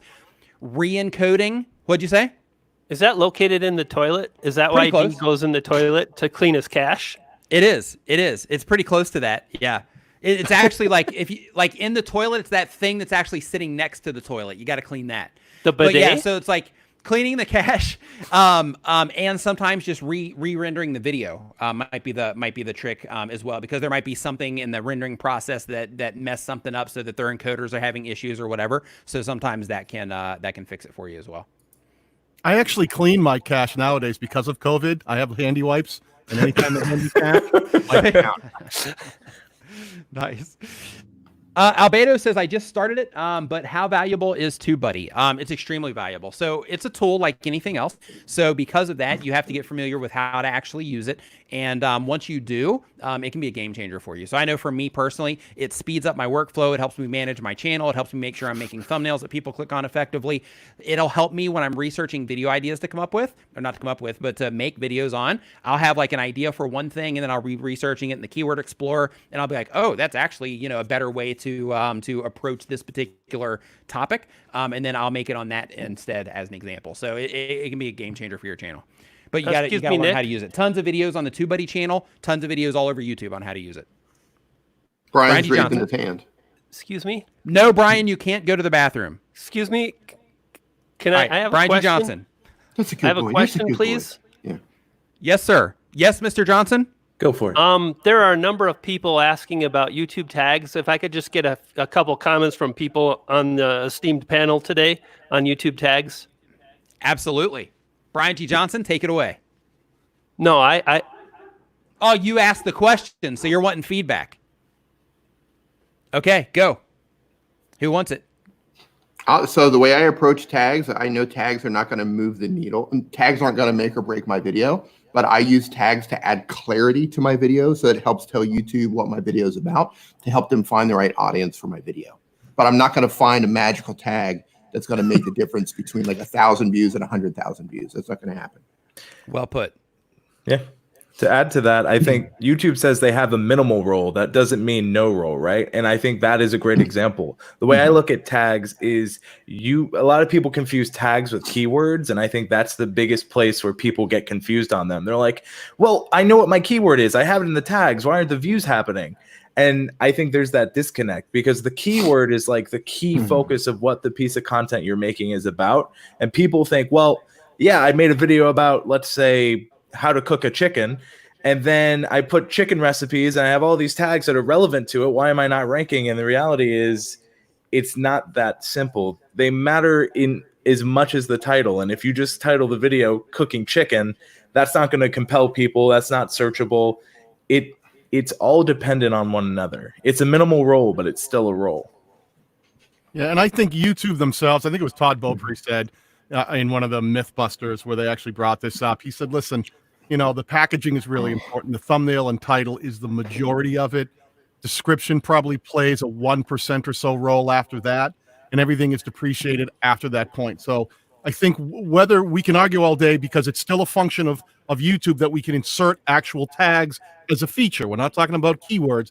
We're talking about the tags feature in YouTube that we can add to each video. As long as it's still there, throw some tags in there and go for it. But if you're wasting any time, if you're losing, if it's slowing down your workflow, stop. Don't spend that much time on them. Just do whatever you need to get in there to have it make sense for you in your video. Don't spam them. They can get you in trouble if you start spamming your, like putting Nick's name in your tags thinking, oh, I'm going to get recommended next to Nick. That's a no-no.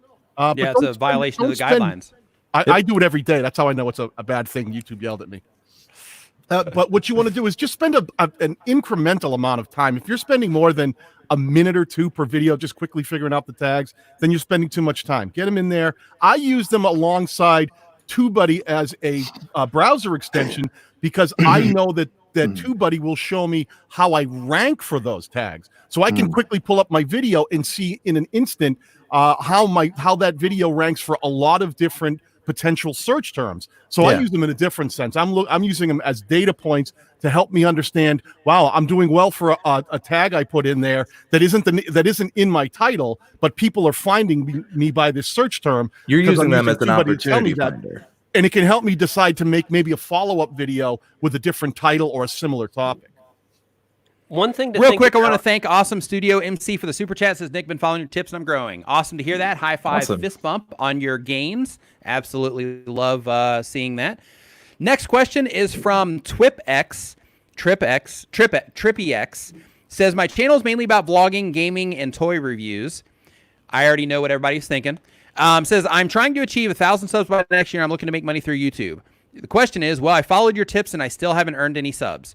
So my answer is, well, you haven't, because you're making vlogging content, gaming content, and toy reviews. So right out of the gate shows that at the very base level that you actually haven't followed the tips, because you're missing the big idea in terms of making content for a specific audience. So because of that, you should start at the foundation of what type of content am I going to make and who am I going to make that content for, instead of just doing a bunch of random content, because toy reviews and gaming and vlogging, those are not things that mesh well together. So because of that, just start there with the actual subject matter that you're making your videos about. So there. That. Next, we've got the new club reactions. They do daily content. It's a music reaction channel, and the goal of the channel is to explore new music, open my mind to music genres I never thought that I would. That's cool. And the question is, hi, how would you advise reaction channels to make money? We can't always monetize videos due to copyright. Cheers. Anybody want to take this? Merchandise. So, yeah, I was going to say merchandise. I've worked with a few reaction-based channels with TubeBuddy, and what a lot of them do to sustain themselves is that they know that what they're building on YouTube is subject to copyright claims, copyright strikes. So what they'll do is they'll build off-platform, be it merchandise, be it Patreon. So you have to know what you're getting into when you decide to make a type of content, right? Like that is one of the hurdles of reaction-based content. So instead of focusing on trying all your effort to get monetized on YouTube, which usually is cents to the dollars, there are other ways you can earn from that. So if you're relying completely on AdSense for content that you already know you don't necessarily own, and the whole transformative argument is very difficult on this platform anyway, I'd recommend trying to build streams off of the platform and or finding ways to incentivize people to support you in that way.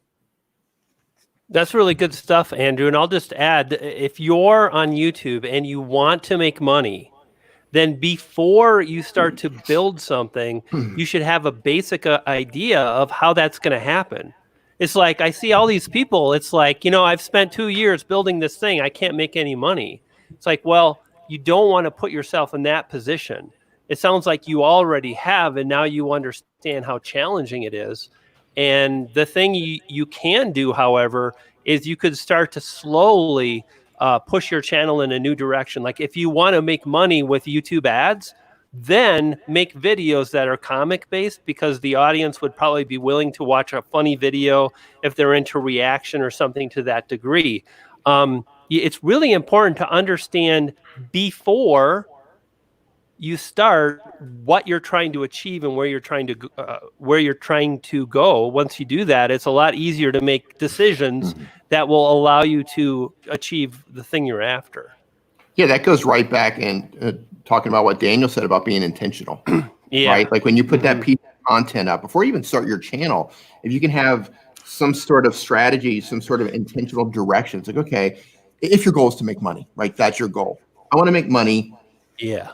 this is how much money I want to make, and then kind of reverse engineer that, and then be intentional with each content. Like one of the things that you have to think about, like if you are, like Dee was just saying, like if you are trying to monetize what it is that you're doing, like you have to think about, okay, if I'm trying to monetize, like how much money am I trying to get off of this, so that you have a target to go after.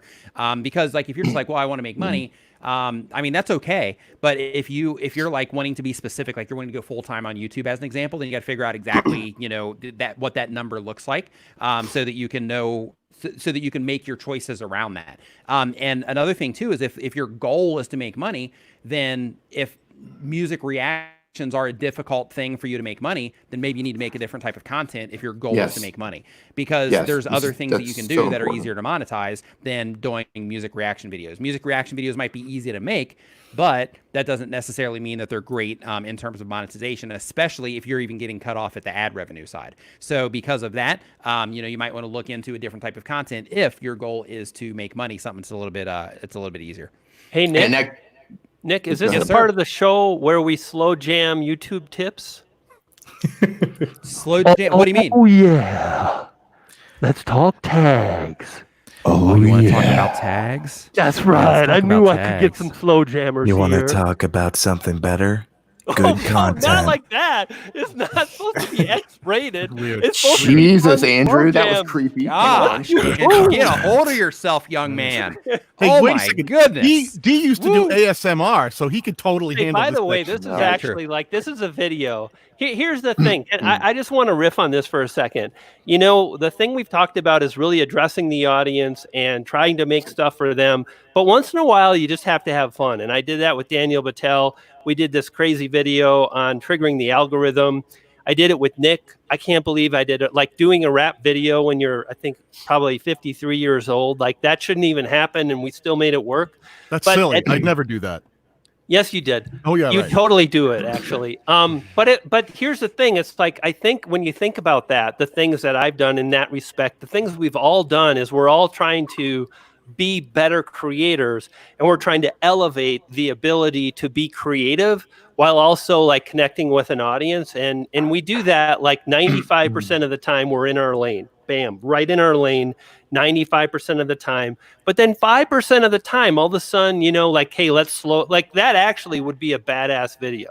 Like, let's slow jam YouTube tips. Oh yeah, YouTube. Let's talk. Oh, audience growth. You know you want it. Yeah. And he brought Let me whip out Daniel my Battelle keywords. blowing up with the Filmora. Wow. Oh yeah. Wow. Tell you what, people are like, hey, how do you live stream so much? This right here, this is it right here. Like, like this is great. Like you can't go to a theater and get this, right? Like, Hold this is on. fantastic. I love it. How do you like my long tail keywords? Like, this has to be a video. Oh, so good. I was promised On one that word, note, I long want to tail thank keywords. 30 I Day got one word Reviews for tags. dropping the super chat saying, hey, just want to say thanks to all of you, all of your help from each and every one of you. Great guys today. You all rock. Also, Andrew, I will get your A+ eventually. And on that note, I want to thank everybody for participating in the live stream. I want to thank everybody for hanging out in the live stream today. It's been awesome having everybody on. D, Daniel, Brian, Andrew, everybody on the screen right now, thank you so much for hanging out. Thanks for coming on the stream. Everybody that participated, watched, that commented and interacted with each other, thank you for participating. Thank you again for all the new channel members. Make sure that you join that Facebook group that I was talking about. Everybody that gave super chats, thank you for those as well. Hopefully you got some value from the answers that you got. And I'd like to thank my manager. Yeah, we'll see you next Saturday. And God. So thanks everybody for hanging out. We'll see you next Saturday. Can I just want to end this with some fun here. Can everybody in the chat, since we're talking about a slow jam, can everybody in the chat write out your best YouTube slow jam? Write it out.